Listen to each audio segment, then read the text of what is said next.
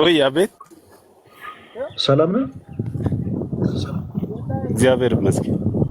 ማንን በልስመህ? ኢየሱስ ያድናል። አዎ ያድናል። እኔ የጠየቅኩህን ሰምተኸኛል? አዎ ሰምቻለሁ። አዎ ስለ ስምህን መናገር ጠየቅኩህ። ስላልፈለኩ ምን ችግር መናገር አለው? ስላልፈለኩ የግል ስም አንተ ወንጀለኛ አይደለህም፣ ሽፍታ አይደለህም፣ ወንበዴ አይደለህ፣ ተፈላጊ ሌባ አይደለህ። መጽሐፍ ቅዱስ ልታወራ ነው የገባኸው። ሰው ምን ችግር አለው? አይ በቃ ነው ያልፈለኩም።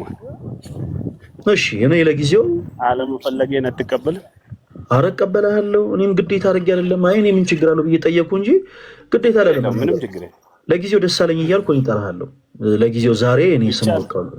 ደስ አለኝ። ተወዳጅ ወንድማችን ደስ አለኝ። ከየት ቤተ እምነት ነው የመጣው? ከፕሮቴስታንት። እሺ የትኛው ቤተ እምነት?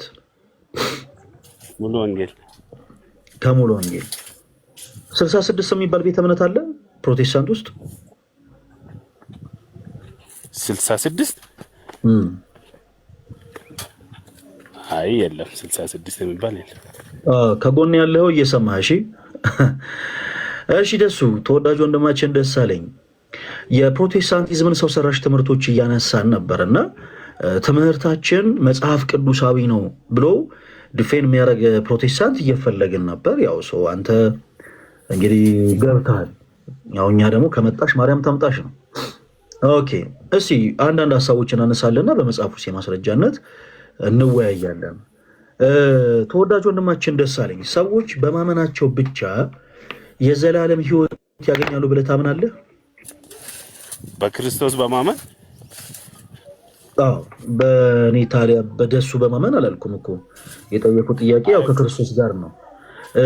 በደንብ አድርገህ አዳምጠኝ እሺ። በፕሮቴስታንቱ ቤት 5 ሶሎዎች የሚባሉ ሰው ሰራሽ ትምህርቶች አሉ። 5 ሶሎዎችን ታውቃቸዋለህ? ደስ አለኝ እኔ የማውቀው ሰው በክርስቶስ ኢየሱስ ካመነ የዘላለም ሕይወት ያገኛል። አሁን ያልኩ ምንድን ነው የጠየቅኩኝ? በእናትህ እያዳመጥከኝ መለስ እሺ። ደሱዬ አሁን ደስ እንዳለ እንደ ስምህ እንዳትሆን እንደ ስምህ እንዳትሆን። ቆይ ደሱ አሁን ሰው ደስ እንዳለው አያወራም፣ ደስ እንዳለው አይመልስም። የጠየቅኩህን ነገር አዳምጠኝ። አሁን መጨረሻ ላይ ምን ብዬ ነው የጠየቅኩህ ደሱዬ? 5 ሶሎዎች አልከኝ። ኦኬ በጣም ጥሩ። 5 ሶሎችን ታውቃቸዋለህ? አላውቃቸው።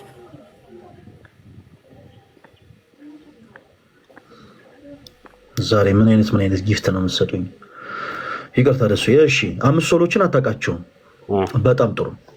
ኦኬ የሙሉ ወንጌል ቤተክርስቲያን ግን አማኝ ነህ? አዎ። እሺ በእምነት ብቻ የሚለውንም ትምህርት አታውቀውም?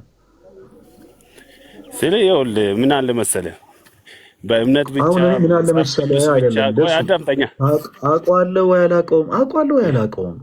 ይኸውልህ ደሱዬ በእምነት ብቻ በክርስቶስ ኢየሱስ በማመን 5ቱን ሶሎዎች እየዘረዘርኩልህ ነው።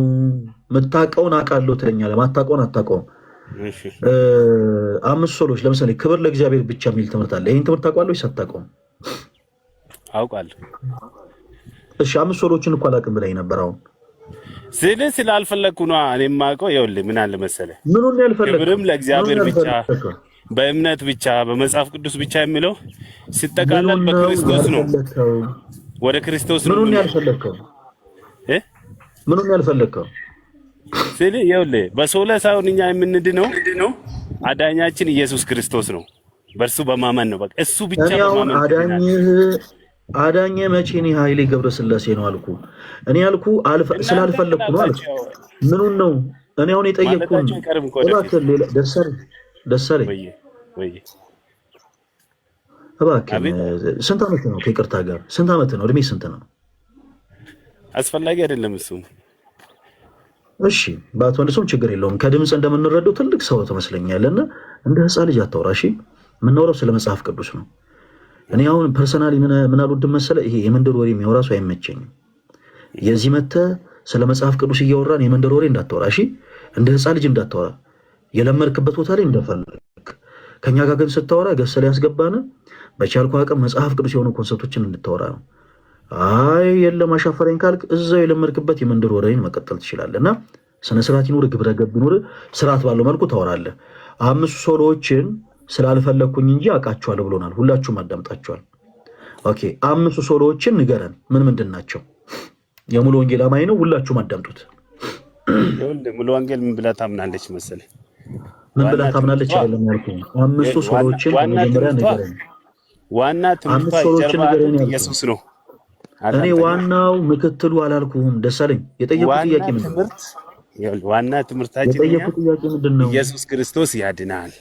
እኔ ዋና ትምህርቱ ምንድነው ብዬ አልጠየቅኩም። 5 ሶሎዎች ምን ምንድን ናቸው? 5 ሶሎዎች አላውቅም ባልኩ እኮ እሱን ተስማማን አይደል እንዴ? በዛ ኦኬ። በምን ዙሪያ ነው እሺ ልታወራ የገባው? አሁን አንተ እኛ ሰው ሰራሽ ትምህርቶችን እያነሳን ነው። እማታውቅ ከሆነ አላዋቂ ከሆንክ አላዋቂ ሳሚ ይባላል አይደል? ማታውቅ ከሆነ ለምን ትገባለህ? ምን ማታውቅ አሁን እኛ እያነሳነውን ሐሳብ ማታውቅ ከሆነ ለምን ለመወይ ትገባለህ? ሰው ሰራሽ ትምህርት እናፈርሳለን ስላልክ ነው እኮ። የፕሮቴስታንቲዝም ትምህርት እኮ እያነሳን እኮ ነው። እኔ እኮ እያነሳውልህ ነው። አንተ ግን አላቃቸውም እያልከኝ ነው። ማታውቃቸው ከሆነ ለምን ትገባለህ ነው። አሁን እኮ አንተ ምን ማድረግ ነው መሰል ያለብህ? አንተ ቁጭ ብለህ ተቀምጠህ ከአንተ የተሻሉ ፕሮቴስታንቶች ገብተው መልስ ሲሰጡ ነው ማየትና መመልከት ያለብህ። ተወዳጅ ወንድማችን ምንም የምታውቀው ነገር ከሌለ የሙሉ ወንጌል አማኝ ሆነ ስለ ፕሮቴስታንቲዝም ምንም የምትረዳው ነገር ከሌለ ኦኬ፣ ምንም የምታውቀው ነገር ከሌለ ጸጥ ብለህ ነው ማዳመጥ ያለብህ። መልስ ለመስጠት እኮ መግባት የለብህም። አንተ ስለ መጽሐፍ ቅዱስ ታውቃለህ? አላውቅም በልና መልስልኝ። ታውቃለህ? ደስ ታውቃለህ? እሺ ሁላችሁም አዳምጣችኋል። አሁን ይህ ወንድማችን እንደሚያውቅና እንደማያውቅ ቼክ እናደርጋለን። ሁላችሁም ይሁን እሺ። በአብ በወልድ በመንፈስ ቅዱስ ታምናለህ? ደሱ እርግጠኛ ነህ? ኧረ በደንብ እሺ በጣም ጥሩ። ወልድ ለአብና ለመንፈስ ቅዱስ ቃል እንደሆነ ታምናለህ? ለአብና ለመንፈስ ቅዱስ ወልድ አካላዊ ቃል ወልድ ክርስቶስ ለእግዚአብሔር አብና ለእግዚአብሔር መንፈስ ቅዱስ ቃል እንደሆነ ታምናለህ ወይስ አታምንም? የአብ ቃል እንደሆነ እነግርሃለሁ፣ የመንፈስ ቅዱስ ቃል መሆኑን ትነግረኛለህ። ታምናለህ ወይስ አታምንም ነው ያልኩህ። አምናለህ ወይ አላምንም? ያልተጻፈውን እኮ ነው እየተናገርኩ ያለ። ታምናለህ ወይንስ እኮ ካልተጻፈ አላምንም ነው መልሱ። ታምናለህ ወይስ አታምንም ነው። ደሳለኝ ደስ እንዳላፍ ለይተህ ጠይቀኛ። ይኸውልህ አሁን ለይቼ አልጠይቅህም። ይሄንን ታምናለህ ወይስ አታምንም? የአብ ቃል መሆኑን መጽሐፍ ቅዱስ ይናገራል። ደሳለኝ ይሄን ታምናለህ ወይንስ አታምንም? ወንድም ያዳምጠኛ። እኔ ጠየቁ ጥያቄ ወልድ ለአብና ለመንፈስ ቅዱስ ቃል እንደሆነ ነው። ነጥዬ አልጠየቅኩም። ለአብና ለመንፈስ ቅዱስ ቃል እንደሆነ ታምናለህ ወይንስ አታምንም? አንድ ላይ ከመለስኩኝ አንድ ላይ አዎ ልክ ነው ካልኩኝ ስህተት ይሆናል። ለይቼ ደግሞ አላምንም ካልኩኝ ስህተት ይሆናል። ስለዚህ ለይቼ ጠይቀኝ። በቃ ችግር የለም። አይ ኖ በቃ ይሄንን ነው። አብ እግዚአብሔር አብ ለእግዚአብሔር ወልድ ምንድን ነው? ለእግዚአብሔር ወልድ አባቱ። በጣም ጥሩ። ወልድ ደግሞ ለአብ ምንድን ነው ማለት ነው? ልጅ። እሺ አብ ለመንፈስ ቅዱስ ምንድን ነው? ወራጅ አለ ሳትል እንዳሁኑ ፈጠን ብለህ መልስ። ቶሎ በል። አብ ለመንፈስ ቅዱስ ምንድን ነው? መንፈስ ቅዱስ ከአብ ጋር እኩል ነው። አብ ከመንፈስ ስለ መንፈስ ቅዱስ አይደለም የጠየቅኩህ። መንፈስ ቅዱስ ከአብ ጋር ይበልጣል ወይስ ያንሳል ብዬ አልጠየቅኩም። ይሄ የሂሳብ ትምህርት አይደለም። ልጅ አብ ለወልድ ምንድን ነው? መጽሐፍ ቅዱስ ደስ እንዳላት ነው ሳየህ፣ እንደ ስምህ ሆንክ። አሁን ደስ እንዳላት ተውራ። ይኸውልህ እኔም ቆይ አያቱ ነው አክስቱ ነው አይልም መጽሐፍ ቅዱስ እንዴ? ይሄንን አንተ አንተ መብት ነው እንደፈለግህ ማለት ትችላለህ። በፕሮቴስታንቲዝሙ ቤት ያለውን ትምህርት አንተ ነው የምታውቀው። ምን ብላችሁ እንደምታምኑ አንተ ነው የምትነግረኝ።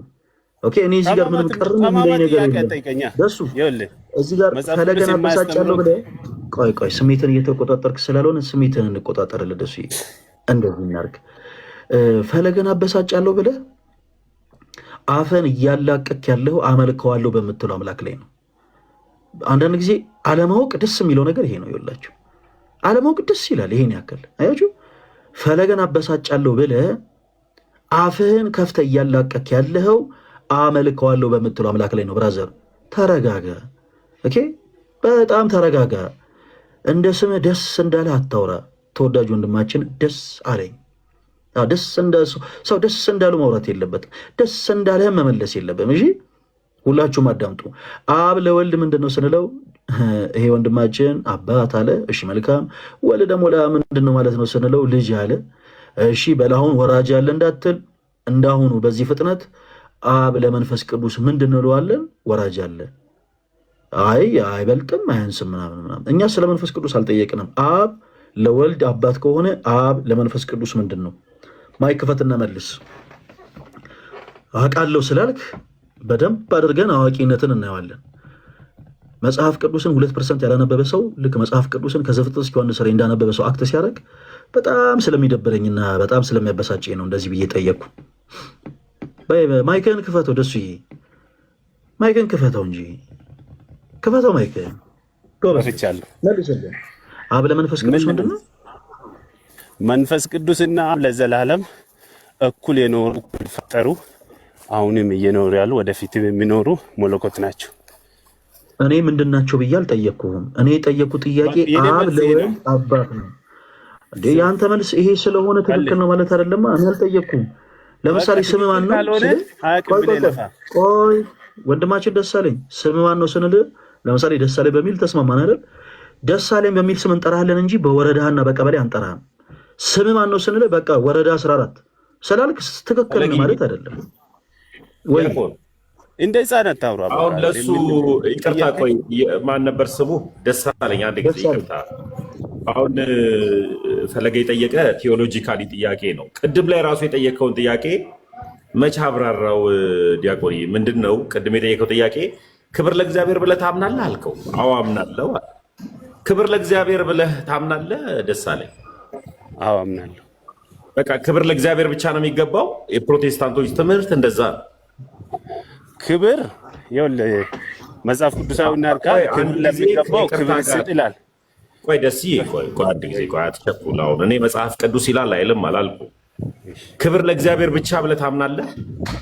ክብር ይኸውልህ ክብር ብለህ ከጠራኸው ክብር ለእግዚአብሔር ብቻ ነው የምለው ነኝ። ስለዚህ አንተ አምስት ሶሎዎችን ያላወቅህ ነገር ግን አዳምጠኛ። ነገር ግን ለነገስታት የሚሆን ክብር አለ፣ ለታላቅ የሚሆን ክብር አለ፣ ለአባት ለእናት የሚሆን ክብር አለ። እንደዛ ካልከኝ ክብር ያው ክብር ብለህ ከጠራህ ለሰዎች የሚሰጥ እርስ በርሳችን የሚሰጣት ክብር አለ፣ ለእግዚአብሔር ብቻ የሚሆን ክብር አለ እኮ። ቆይ ወንድሜ፣ እኔ አሁን የጠየኩ ጥያቄ ምን መሰለ? ቅድም ላይ አንተ አሁን እንኳን ስለ ሚስጥረ ስላሴ ወይም ደግሞ ሶስቱን አካል ወደ አንድነት ለማምጣት አይደለም ያለህበትን የቤተ እምነትን እንኳን ትምህርትን አታውቀውም። አሁን ፈለገ ፕሮቴስታንቲዝም ሰው ሰራሽ የሆነ ሃይማኖት ነው ሲል እነዚህ አምስቱ ብቻዎችን ያመጣቸው አንድ ግለሰብ ነው። ያ ግለሰብ ደግሞ የሆነ ቤተ እምነት ሞሎክስ የነበረ ሲወጣ ይዞት የወጣቸው ፍልስፍናዎች ናቸው። ከነሱ ውስጥ አንዱ ክብር ለእግዚአብሔር ብቻ የሚል ነው። ይሄ ብቻ የሚለውን ሀሳብ ትቀበላለህ? ትምህርቴ ነው ብለህ ታምናለህ አንተ? አምልኮዊ ክብር ለእግዚአብሔር ብቻ ነው። ወይኔ ምንድን ነው የሚያወራው የሰውዬ? ስለምን አምልኮተ እግዚአብሔር ነው ያወራው? እኔ የጠየቅኩ ጥያቄ ከነዚህ አምስቱ እስቲ አምስቱ ብቻዎችን እስኪ ያስረዳኝ አንድ ጊዜ። ምን ምንድን ናቸው? አልፈልግም አላቅም አልኩኝ እኮ አላቅም። እናንተ ጠይቁኝ። ካላወቅህ ቅድም ክብር ለእግዚአብሔር ብቻ የሚለውን ታውቀዋለህ ወይ ብሎ ወንድሜ ዲያቆን ፈለገ አትናቴዎስ ጠየቀ። አንተ እንደዛ ብለህ ታምናለህ? ይሄ ምንም ፍልስፍና አያስፈልግም እኮ ክብር ለእግዚአብሔር ብቻ ነው የሚገባው። በጣም ጥሩ። ቅድም ላይ ክብር ለእግዚአብሔር ብቻ ብለህ የምታምን ከሆነ ራስ በራስ ሰዓት ምን ብለሃል? መጽሐፍ ቅዱስ እንደሚለው አልክ። አሁን ሰው ሰራሽ የሆነውን ስራ ራስህ ታፈርስልኛለህ። ክብር ለሚገባው ክብርን ስጥ ይላል መጽሐፍ ቅዱስ። መረዳት ትችላለህ። ክብር የሚገባቸው ካሉ ለምን ብቻ አስፈለገ? ይኸውልህ ክብር ዲያቆኒ ለአምላክ ብቻ የሚሆን ክብር አለ። ገብቶሃል አይደለም? ለሰዎች የሚሰጥ ክብር አለ። ደሳለኝ ምን አለ መሰለህ፣ አሁን ትልቁ ችግር ከሌላ ሰው ጋር ያቀላል። አይ ትልቁ ችግር ምን ደሳለኝ የመጣበትን ፖይንት ብሩክ ማይክል ሚዩት አድርገው። ደሳለኝ ትልቁ አንተ ጋር ያለው ችግር ምንድነው መሰለህ? የመጣበትን ምክንያት አታውቀውም። በቃ ዝም ብለህ ገብተህ ማውራት ስለፈለክ ብቻ ነው የገባው። ስለምን እያወራን ነው? የአብኖ አይዲያ ስለምን እየተወያየን ነው? ምንም የምታውቀው ነገር የለም። ዝም ብለህ በቃ አፍ ላይ እንደመጣልህ ማውራት ብቻ ነው የፈለግከው። ግን ለአንተ ከመውጣት በፊት እድል ልስጥ። አሁን ዝም ብሎ ገብቶ እንደዚህ ከምናስወጣው እኛ እያወራን ያለ ነው። አስምሩበት። የፕሮቴስታንቲዝም ሰው ሰራሽ የሆኑ ትምህርቶችን በመጽሐፍ ቅዱስ የማስረጃ ፕሩፍ እንዲያደርጉ ለፕሮቴስታንት ወንድሞቻችን እድል እንዲሰጠ ነው። እና ይህን ደሱን ሳየው ምንድነው የተረዳሁት? ፕሮቴስታንት ቢሆንም የመጽሐፍት ትምህርት መረዳት የለውም። አይ ቲንክ በጣም ይሄ በነቢያቶች በሚያምኑ ፕሮቴስታንት ነው። ቆይ በነቢያቶች ምናምን የሚያምን ተሙ እንደዚህ ይመስለኛል። የሆነ ነቢያቶችን የሚከተሉ ነቢያቶች በነቢያቶች የሚያምኑ አይነት ቸርች ነው። ግን በነገራችን ላይ ቸርቹ ሙሉ ወንጌል ነው ወይስ ዓለም አቀፍ ላይ ነው ያለህ ወንድሜ? ሙሉ ወንጌል አለ። ሙሉ ወንጌል እስኪ የእምነት መግለጫዋ ምንድን ነው? እስኪ ንገረን እስኪ የእምነት መግለጫዋ ሲጀምር አላት ሙሉ ወንጌል የእምነት መግለጫ ታዲያ ታች አድርገህ ነው ከፔሴ ጋር ተምረና ፓስተርን ጠይቀው። እሺ ማን ጠግቦሽ? ይሄን ጠይቀና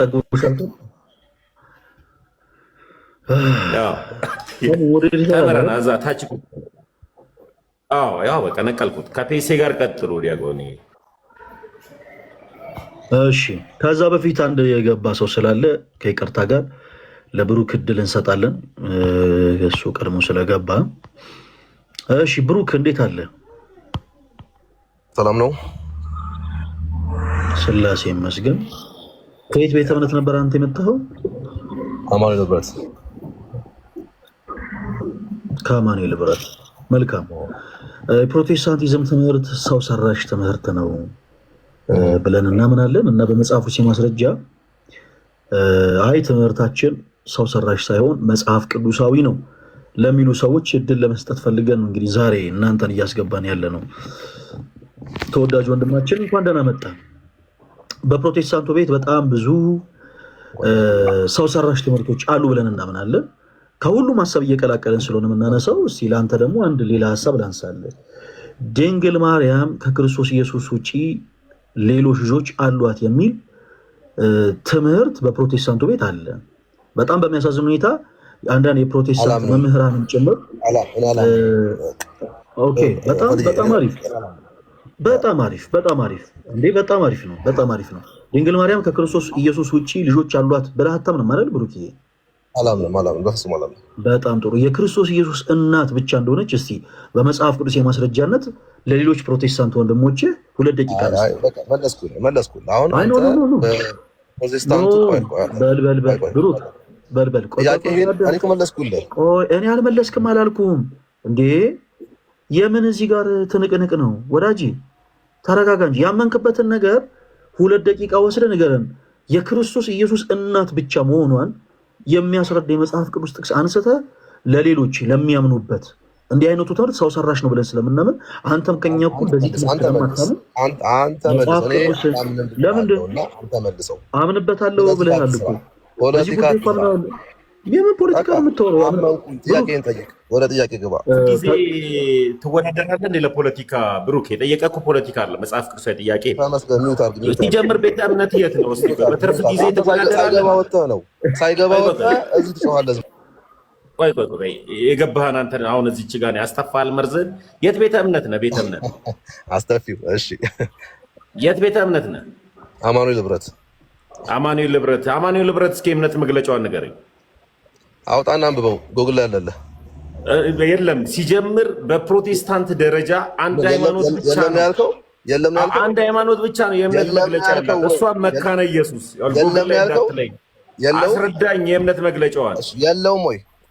የላትም። አማኑኤል ህብረት ሲጀመር ምን ተቋም አላትና ስሙ እዚያ ያላችሁ ሰዎች አማኑኤል ህብረት የእምነት መግለጫ የላትም። ንገረኝ፣ የእምነት መግለጫዋ ምንድን ነው? አላት ወይስ የላትም? የላትም ብለሃል አይደል ወዳጅ? የእምነት መግለጫዋን ትነግረኛለህ? አልነግረኝም? አሁን በቃ ሚውት ሳላደርግ መለስ። መጀመሪያ ሳታምን የላትም ብለሃል አይደል? ይህ አዝግ የሆነ ሰው እኮ ነው። በመድኃኒዓለም የጠየቅኩን ጥያቄ ትመልስልኛለህ? ከእኔ ጥያቄን ጠይቅ ብሩክ። ትጠይቀኛለህ? እኔ እቺን ከመለስክልኝ እኔ 1000 ጥያቄ ይቀበላል። ኧረ ፈሌ ጥያቄን ጠይቅ በእናትህ። መግለጫ የላትም ይላል። ንገረኝ፣ ምን አላት እኮ ነው ያልኩህ። የላትም አልክ እኮ። እኔ ቀጣለሁኝ የላትም አልክ። ይሄን ያለው እውቀት እንግዲህ እኮ አሳየኛ። አንተ አላት የምትለውን አሳየኝ። ወደ ጥያቄ ግባ ወንድሜ፣ ወደ ጥያቄ ግባ። እኮ ደረቅ። እሺ የእምነት መግለጫዋ ምንድን ነው? ጨረስን ካንተ ጋር እዚህ ደረጃ ስለሆነ ከፈለገ ጋር ቀጥል። እዛ ታች ቁጭ በል፣ ተቀመጥ። ታች ቁጭ በል፣ ቀጥል። ፔሲ እንኳን ደህና መጣ ወንድሜ።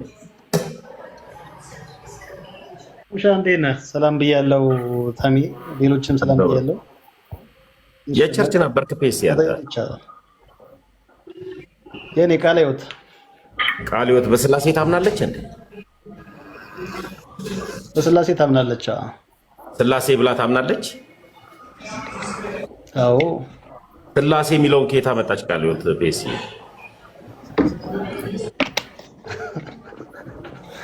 አሁን ምንድነው ኢትዮጵያ ውስጥ ያሉ ቤተክርስቲያን ከማን ተማሩ ብትል በትክክል የተማሩት ከኦርቶዶክስ ቤተክርስቲያን እንደሆነ ግልጽ ነው። እኔ ከማን ተማሩ አይደለም ያልከው። ለምሳሌ ያክል ከማን ተማሩ የሚል ጥያቄ እኔ ከፈለገ ተምሬያለሁ። ከፈለገ ተማርኩ ማለት ግን ፈለገን ሆንኩኝ ማለት ወይም ደግሞ የፈለገ ትምህርት ነው ስርኩ ማለት አይደለም። እንደዙ ከሆነ በቃ ቀጥታ ፈለገ የሚያስተምረውን ትምህርት ተቀብዬ ፈለገን እንትን ነው መከተል ያለብኝ። ፔሲ እኔ ጠየቅኩ ስላሴ የሚለውን ከየት አመጣችሁ ነው ቃለ ሕይወት። ኦኬ ጥሩ እሺ። ስላሴ የሚለውን ትምህርት እንግዲህ መጀመሪያ ያመጣው እንግዲህ ተርቱሊያን ነው። ከተርቱሊያን ውጭ በፊት ስላሴ የሚል ቃል ማንም አያውቅም ነበር። እሺ ከዛ መጣችው። እሺ ከተርቱሊያን ተማረች ቃለ ሕይወት። ከዛ ማምጣቷ ማስረጃ አለ?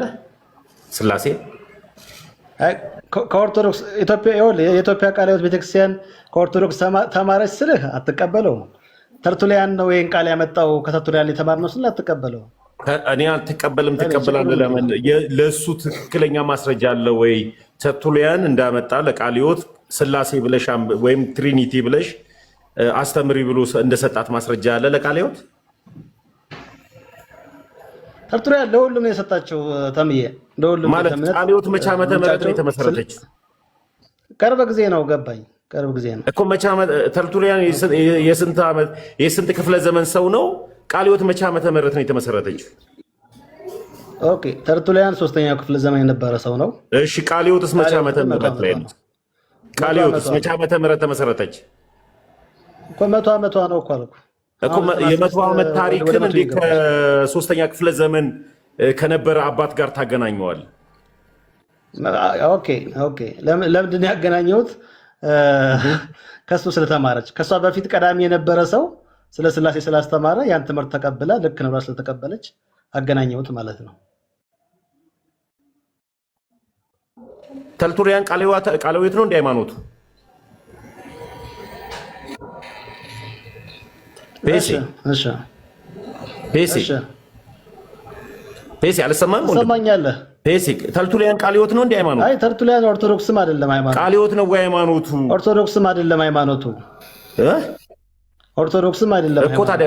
አይ ተርቱሊያን ሰጣት ለቃለ ሕይወት ስትለኝ እኮ ነው ስላሴ የሚለውን ሐሳቡን ትምህርት ተምራ ነው ከተርቱሊያን ከታሪክ ተምራ የተርቱሊያን ትምህርት ምንድነው ብላ አይታ ወዳው ተቀበለችው። እሺ ከ100 ዓመት በፊት ቃለ ሕይወት ምን ነበር ሃይማኖቷ? ቃለ ሕይወት በቃ አሁን የመጣች ምንም እኮ ጥያቄ የለውም እኮ። ምንድነው ተሜ ያውን ወከባ ነገር የጠየቅኩ አይደለም እኮ ቀለል አድርጌ እኮ ነው ከዛ በፊት ቃለ ሕይወት የለችም። ከዛ በፊት የለችም። ከሌለች ከዛ በፊት የነበሩ ሰዎች ከ100 ዓመት በፊት የነበሩ ክርስቲያኖች የዘላለም ሕይወትን ያገኛሉ ብለህ ታምናለህ? ለቢባል የ100 ዓመት ታሪክ ካላት ቃለ ሕይወት ከዛ በፊት የነበሩት ቃለ ሕይወት ከ100 ዓመት በፊት አልነበረችም ካልኩ ቃለ ሕይወት የምትባል ተቋም አልነበረችም እንጂ ሰዎች እኮ ነበሩ። ሰዎች ነበሩ እኮ ቃለ ሕይወት ከ100 ዓመት በፊት ካልነበረች ከ100 ዓመት በፊት የነበሩ ክርስቲያኖች የዘላለም ሕይወት አላቸው ብለህ ታምናለህ? ምን አይነት ክርስቲያኖች? በቃለ ሕይወት እኮ የዘላለም ሕይወት አይገኝም። አይ ምን አይነት ክርስቲያኖች ናቸው የዘላለም ሕይወት አገኙ? አንተ ያለህበት ሃይማኖት ቃለ ሕይወት ነው። አንተ ያልነበርክበት ሃይማኖት አሁን ቃለ ሕይወት ነው። ይህም የመጣው ደግሞ ለመዳን ብለው ከ100 ዓመት በኋላ የመጣች ናት። እኔ ጠየቁ ከ100 ዓመት በፊት የነበሩት ሃይማኖት ላይ የነበሩት ክርስቲያኖች የዘላለም ሕይወት አላቸው ብለህ ታምናለህ? ለምሳሌ የትኛው ሃይማኖት? ለምሳሌ እኔ ከ100 ዓመት በፊት የነበረችው ሃይማኖት በጠቅላላውማ በግርድፉ አልመልስም። ለምሳሌ የቤተ እምነት በሚያምንበት ስም አልጠራሁም። ለምን መሰለህ? ከ100 ዓመት በፊትማ የነበረችው ሃይማኖት ትታወቃለች። ስም መጥራት አይጠበቅብኝም። ፔሴ ካልጠራ ምኑን መልስልህ? እሺ ከ100 ዓመት በፊት ቃለ ሕይወት አለችም። ኦኬ ታኔ አንድ አድምጠኝ። እሺ ከመቶ ዓመት በፊት ልክ ጥያቄ ልክ ስላልሆነ እኮ ነው። አድምጠኝና የነበረችዋ ጥያቄውን ክርስቲያን አስተካክለ የሆኑ ሰዎች የዘላለም ሕይወት አላቸው ብለህ ታምናለህ ወይ ነው? አይ ከዛ በፊት እኮ ካቶሊክም ጥያቄማ ጤነኛማ ሉተራንም እኮ ክርስቲያን ነበር። እኔ ካቶሊክ አላልኩም፣ ኦርቶዶክስ ብዬ ስም አልጠራውም። የነገርኩ ጥያቄ እቺ ካቶሊክ ለመዳን ብለን ያለህባት ሃይማኖቱ ደግሞ ከመቶ ዓመት በኋላ የተመሰረተ ነው። እኔ ከመቶ ዓመት በፊት የነበረችው ሃይማኖት የዘላለም ሕይወት ትሰጣለች ወይ? እኔ ጥያቄ የዘላለም ሕይወት ኦኬ፣ በጠሮች ጠቅላላ ለመልሰልህ ተባበረ። የዘላለም ሕይወትን ሃይማኖት አይሰጥም። ተመስገን። ምን ቆይ ፕሮፌት ቆይ፣ ችግር የለውም ቶ ፕሮፌት ኦኬ። ከዛ በፊት ያሉት ታቤ ቆይ፣ ጥያቄ ጠቅላላ ነው፣ ምንም ችግር የለውም። እኔ ግን በስፔሲፊክ አድርጌ እመልስልሃለሁ፣ ምንም ችግር የለም። ከዛ በፊት የተባሉት ክርስቲያኖች የተባሉት ሰዎች ስላሴን የሚቀበሉ ከሆነ የዘላለም ሕይወት አላቸው ብዬ አምናለሁ። እሺ ዲያቆን ይቀጥሉ ከሱ ጋርና። እሺ ወንድማችን ማንን በል ስምህን ከይቅርታ ጋር። እሺ ፔሲ ይላል ወይ ሜሴንጀር ማለት ትችላለህ፣ ችግር የለውም። እሱን አይቼዋለሁኝ ቲክቶክ ላይ በዩዘር የጻፍከው ነው አይቼዋለሁ። አይ ስምህን ማን ልበልን ያልኩህ ነኝ። ኦኬ ሜሴንጀር ብለህ ጥራኝ፣ ችግር የለውም። ስሜ ምንም አይጠቅም። ፈለገዬ የሚያውቁኝ ሰዎች ያውቁኛል፣ ግን መናገር ስላልፈለግኩ ወደ ትምህርቱ ብንገባ አሪፍ ነው። እሺ መልእክተኛው መላኩ ወንድማችን ከየት ቤተ እምነት ነው የመጣው? ከቃለ ሕይወት። ከቃለ ሕይወት መልካም። ኦኬ እሺ ተወዳጅ ወንድማችን እንኳን ደህና መጣ። በፕሮቴስታንቱ ቤት ያሉ ሰው ሰራሽ ትምህርቶችን እያነሳን በመጽሐፍ ቅዱስ የማስረጃነት እናወራለን። መላኩ ከአንተ በፊት ለአንድ ሰው ያነሳሁት ሀሳብ ነበረ። እንደው ከተነሳ ይቀር አንተም እንድታነሳው ፈልጌ ነው። ለምሳሌ በጣም ብዙ ትምህርቶች አሉ፣ ወደዛ እመጣለሁ። ነገር ግን ከዛ በፊት በፕሮቴስታንቱ ቤት ድንግል ማርያም ሌሎች ልጆች አሏት የሚል ትምህርት አለ። በዚህ ትምህርት ታምናለህ መላኩ? መጀመሪያ ስሜ መላኩ አይደለም፣ በተለጠፈው ስምህን አልነገርከኝም። ሶ መሴንጀር የሚለው መልእክተኛውን ደግሞ መላኩ ብያለሁ። አይ መላኩ እልሃለሁ። እኔም እኮ አሁን አንተ መብተን አይደል የተጠቀምከው? ስለዚህ እኔም መላኩ እያልኩ እቀጥላለሁ። መላኩ የሚለውን ስም ካልፈለግከው ስምህን መናገር ነው። ካልሆነ ግን መላኩ እያልኩ እቀጥላለሁ። አንዳንዶቻችሁ ስትገቡ ልክ እንደ ሽፍታ እንደ ወንበዴ ስሜን መናገር አልፈልግም ትላላችሁ። መናገር ካልፈለጋችሁ ደግሞ እኛ በተመቸን ስም እንጠራችኋለን። እሺ አሁን በትምህርቱ ታምናለህ ወይስ አታምንም? ወደ ትምህርቱ ግባ። መላኩ ስትል ያው እኔ መልስ ወደ ትምህርቱ ግባ ፕሊስ። ወደ ትምህርቱ እኮ ስለገባው እኮ ነው። አንተ ስሜ ጋር ምን አንጠለጠለ? እኔ ስሜ ያሳፍረኝ። በትምህርቱ ታምናለህ ወይስ አታምንም? በምኑ? አሁን ባነሳው ለትምህርት እየሰማኝ አልነበረ? ኦኬ ድንግል ማርያም ልጆች እንዳሏት እዛ ላይ ይናገራል። የኢየሱስ ወንድሞች ይላል። በቃ ልጆች ማሰብ እንችላለን። ኦኬ ታምናለህ? እሺ እንዲህ አይነት ትምህርታችሁ እኛ ክርስቲያኖች ሰው ሰራሽ ትምህርት ነው ብለን እናምናለን። መልካም ካመንክበት አንተ ደግሞ መጽሐፍ ቅዱስ ነው ብለህ ታምናለህ ማለት ነው። ስለዚህ አንድ የመጽሐፍ ቅዱስ ማስረጃ ስጠን። ያንን የመጽሐፍ ቅዱስ ማስረጃ በመጀመሪያ በቀዳሚ ታነብልንና ማብራራት የምትፈልገውን ሀሳብ ታብራራለህ። የትኛው ክፍል ነው ድንግል ማርያም ሌሎች ልጆች እንዳሏት የሚናገረው? አሁን እኮ አንተ ራስህ እኮ ያልከው ቦታ ላይ እኮ በቃ በግልጽ ሁኔታ ልጆች እንደነበሯት የሚጠቁም ምን ሌላ ጥቅስ ምንድን ነው የፈለገው? አሁን የቱ ክፍል? ወንድሞች አልከው። የትኛው ክፍል ነው ወንድሞች ያልኩት? እኔ ጥቅሱን ላውጣለህ? መላኩ ከኛ ጋር ነህ አይደለ? ነው ሌላ ላይፍ ስትሪም እየተከታተልክ ነው? አይ የመለስኩልህ ነው። በመከባበር አይሻልም? በፈለገ በመከባበር አይሻልም እንዴ? አሁን እኔ ዲስሪስፔክት አድርጌሃለሁ መላኩ? መላኩ ግን እኔ ካላልኩ ለምን ትጠራለህ? መላኩ ለምን ትላለህ? ስምህን አልነገርከኝም። ስለዚህ ስምህን አቆላምጬ ጠራሁት። ክርስቲያን ስለሆንኩ ነው መላኩ አልኩ። አንተ ከትምህርቱ ይልቅ መላኩ ላይ ነው ፎከስ የምታደርገው።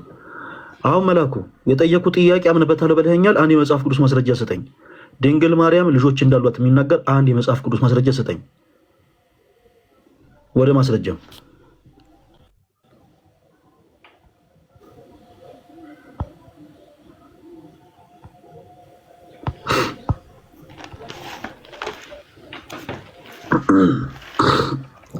በስሜ ስጠራኝ እመልስልሃለሁ። ከዛ አለመመለስ መብት ነው። ማውራት ያናክል አለመመለስ መላኩ አለመመለስ መብት ነው። መመለስ ያልቻልከው መጽሐፍ ቅዱስ ማስረጃ ስለሌለ ነው። ምንም ማመካኘት አያስፈልግም። አንተ መለስክ አልመለስክ ለእኔ ለፈለገ አትናቴዎስ የሚጨምርልኝ የሚቀንስልኝ ነገር የለም። መላኩ በእናትህ መልስልን፣ በእናትህ ጥቅስ ስጠን። አንተ ጥቅስ ካልሰጠን ማን ይሰጠናል? እንድልፈልገህ ነው እንዴ መላኩ? አንተ መልስ ካልሰጠን ማን ይሰጠናል? እንድልፈልገህ ነው ወይ?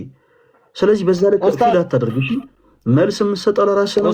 እምነት እንድትሆን የምታደርገው ለራስህ ነው። መልስ ብትሰጥ ብትወያይ ለራስህ ነው እንጂ ለእኔ ለፈለጋት ነው። ማይክህን 17 ጊዜ ስለከፈትከው ማውራት አትችልም። 99 ጊዜ ነው ሚውት የሚደረገው። አትችልም ማውራት። አሁንም ሚውት ይደረጋል። አሁንም ቀጥል። አሁንም ማውራት ቀጥል። ኡስታዝ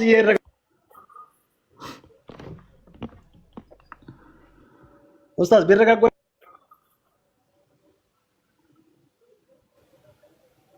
አትፍራች። አቤት ኡስታዝ።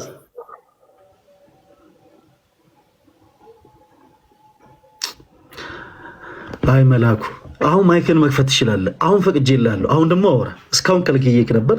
አሁን ደግሞ ማይክን ክፈት እናውራ። ፈለጋት አትናቴዎስ ስምህ ግን ማን ነው? ስምህ እንድጠራ ስምህ ማን ነው? ደስ ባለ ጥራኝ። አይ እኔማ ከጠራሁማ በጣም ትቀየማለህ። ይቅርብህ። እኔ አልቀየምህም እንዴ? እኔ እብድ እኮ ሰደበኝ ተብሎ እብድም ሰው አይቀየምም። እናልከኝ ምንድነው ጥያቄ? እብዱን እንኳን ምንድነው ፖይንቱ? ቆይ ጨርስ ተው። እሺ መላኩ ምንድነው ማለት የፈለግከው? ማይክ ክፍት አደረግንልህ። እሺ ያዙ ልቀቁኝ ብለህ ነበር። ማይክ ክፍት ሆነ። እሺ ዋት ምን ልትለን የፈለግከው? መልስ ከሌለ ማውራት የምትፈልገው ነገር ካለ ጥያቄን መጠየቅ ትችላለህ። ኡስታዝ ጥያቄን መጠየቅ ትችላለህ፣ ግን አርፈህ ጥያቄን ጠይቄያለሁ። መልስ እየጠበቅኩ ነው። ስሜን ስጠራ መልስልሃለሁ። መላኩ ስላልሆንኩ አልመልስልህም እኮ በቃ በዚህ ወይ መወየት ካልፈለግ የታላቅ ወንድም ስም ከሆነ እሱ ጥራው ማለት ነው። እሺ ጠራዋል። መላኩ ና መላኩ። እሺ ያው ጠራሁት። ከዛስ ምን ላድርግ? ወይዬ ኡስታዝ ይምናሉ። እሺ መጽሐፍ ቅዱስ ምላሽ መስጠት ከቻልክ ስጠን፣ ካልሆነ ግን እባክህ መላኩ ፕሊስታችሁ ረድ። እኔ የበታችነት ስሜት እንዲሰማ አይደለም በዚህ ስም የጠራው ስምህ ስለሆነ ነው። ወደ አማርኛ ነው የተረጎምኩት ሜሴንጀር የሚለው። ኧረ አንተም የበላይነት ስሜት አይሰማም። እርግጠኛ ነኝ ቢሰማም ላይ ታተኩር ነበር። እሺ መልሱን ትሰጠናለህ ወይንስ ለሌላ ሰው ድል እንስጥ? ኦኬ እሰጥሃለሁ መልስ። በስርዓት ከጠየቀኝ ምንም ችግር የለውም፣ መልስ እሰጥሃለሁ። በስነ ስርዓት ጠየቅኩት መላኩ። እኔ ሌላ ምንም ያልኩት ነገር የለም። ማስረጃ ስጠኝ ያለ በቃ ልመልስልህ። እሺ ምን ነው? እሺ ማርቆስ 6:3 ላንብብልህ። እኔ ከፍቼዋለሁ። እሺ አንብብልህ። እሺ ይህ ጸራቢው የማርያም ልጅ ያዕቆብ የዮሳም የይሁዳም የስምዖንም ወንድም አይደለምን? እህቶቹስ በዚህ በእኛ ዘንድ አይደሉምን? ይላል። እህቶችና ወንድሞች እንዳሉት ከዮሴፍ የተወለዱ እንደሆነ በግልጽ ይነግርሃል። ጸራቢው ዮሴፍ ስለሆነ ማለት ነው። እጮኛዋ እንደነበረም በግልጽ ሁኔታ ተቀምጧል። በእናንተ እጮኛ የሚለውን ጠባቂ ብለህ ብትተረጉመውም ችግርን ትሄዳለህ። እዚህ ክፍል ላይ ግን አሁን የሰጠን የመጽሐፍ ቅዱስ ክፍል ላይ እርግጠኛ ነህ ድንግል ማርያም ከክርስቶስ ውጪ ሌሎች ልጆች እንዳሏት ይናገራል መላኩ? እርግጠኛ ነህ?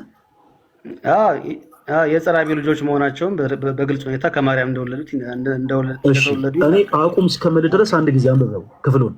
ሁላችሁም አዳምጡ። አሁን መላኩ ያነብልናል ክፍሉን። አንተ ልክ አቁም እስክል ድረስ ታነብልኛለህ። እሺ ቀጥል። እሺ ኡስታዝ ይበሽ እንዳታቋርጠኝ እየሰማኝ ኡስታዝ። ኦኬ ማርቆስ ኡስታዝ ትንሽ ረጋጉና ያድምጡኝ። ኦኬ ማርቆስ 6:3 ነው ለሚሰሙ ሰዎች። ማርቆስ 6:3 ላይ ገብታችሁ ታገኙታላችሁ። ምን ይላል? ይህስ ጸራቢው የማርያም ልጅ የያዕቆብ የዮሳም የይሁዳም የስምዖንም ወንድም አይደለምን? እህቶቹስ በእኛ ዘንድ አይደሉምን? ብሎ በግልጽ ሁኔታ ከያዕቆብና በግልጽ ሁኔታ እስከ ስትል አንብብልህ።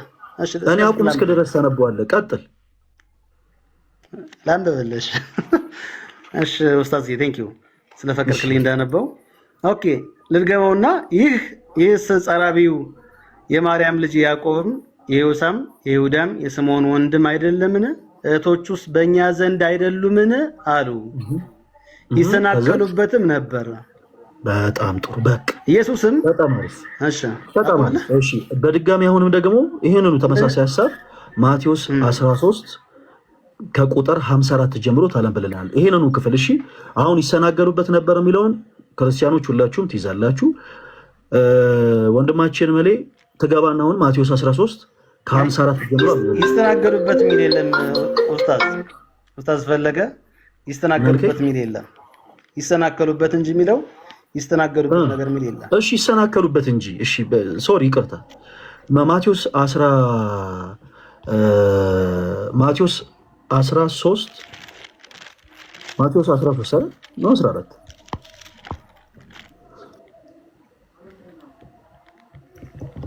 ከቁጥር 54 ጀምሮ አንብበልን ማርቆስ ማቴዎስ። ኦኬ እሺ ቁጥር 54 ማቴዎስ 13 አይ ቲንክ 1246 ያለውን ፈልገ መሰለኝ ነው። አይ አይደለም፣ እኔ የፈለኩት 54 ነው። ከሱ ጀምሮ አንብበልን ከ54 እስከ 57 ድረስ 13 ኦኬ ተሮሽ 13:54 ጀምሮ ኦኬ ከ53 ልጀምርልህ። ኢየሱስም እነዚህን ምሳሌዎች ከጨረሰ በኋላ ከዚያ ሄደ። ወደ ገዛ ሀገሩም መጥቶ እስኪገረሙ ድረስ በምኩራባቸው ያስተምራቸው ነበር። እንዲህም አሉ፣ ይህን ጥበብና ተአምራት ይህ ከወዴት አገኘው? ይህ የጸራቢ ልጅ አይደለምን? እናቱስ ማርያም ትባል የለምን? ወንድሞቹስ ያዕቆብና ዮሳ ስምዖንም ይሁዳም አይደሉምን? እህቶቹስ ሁሉ በእኛ ዘንድ ያሉ አይደሉምን? እንኪያስ ይህን ሁሉ ከወዴት አገኘው? ተሰናከሉበትም ይላል። አንድ ሐሳብ ነው። እስከ 57 ነው በበልኩ እስከ 57 ሁሉ ቆይ መላኩ እህቶቹስ ሁሉ በእኛ ዘንድ ያሉ አይደሉምን ከሚለው ጀምረ እስከ 57 ሳታቋርጥ አንብበው። እሺ ኡስታዝ እሺ። እናቱስ ማርያም ትባልም የለምን? ወንድሞቹስ ያዕቆብና ዮሳ ስምዖንም ይሁዳም አይደሉምን?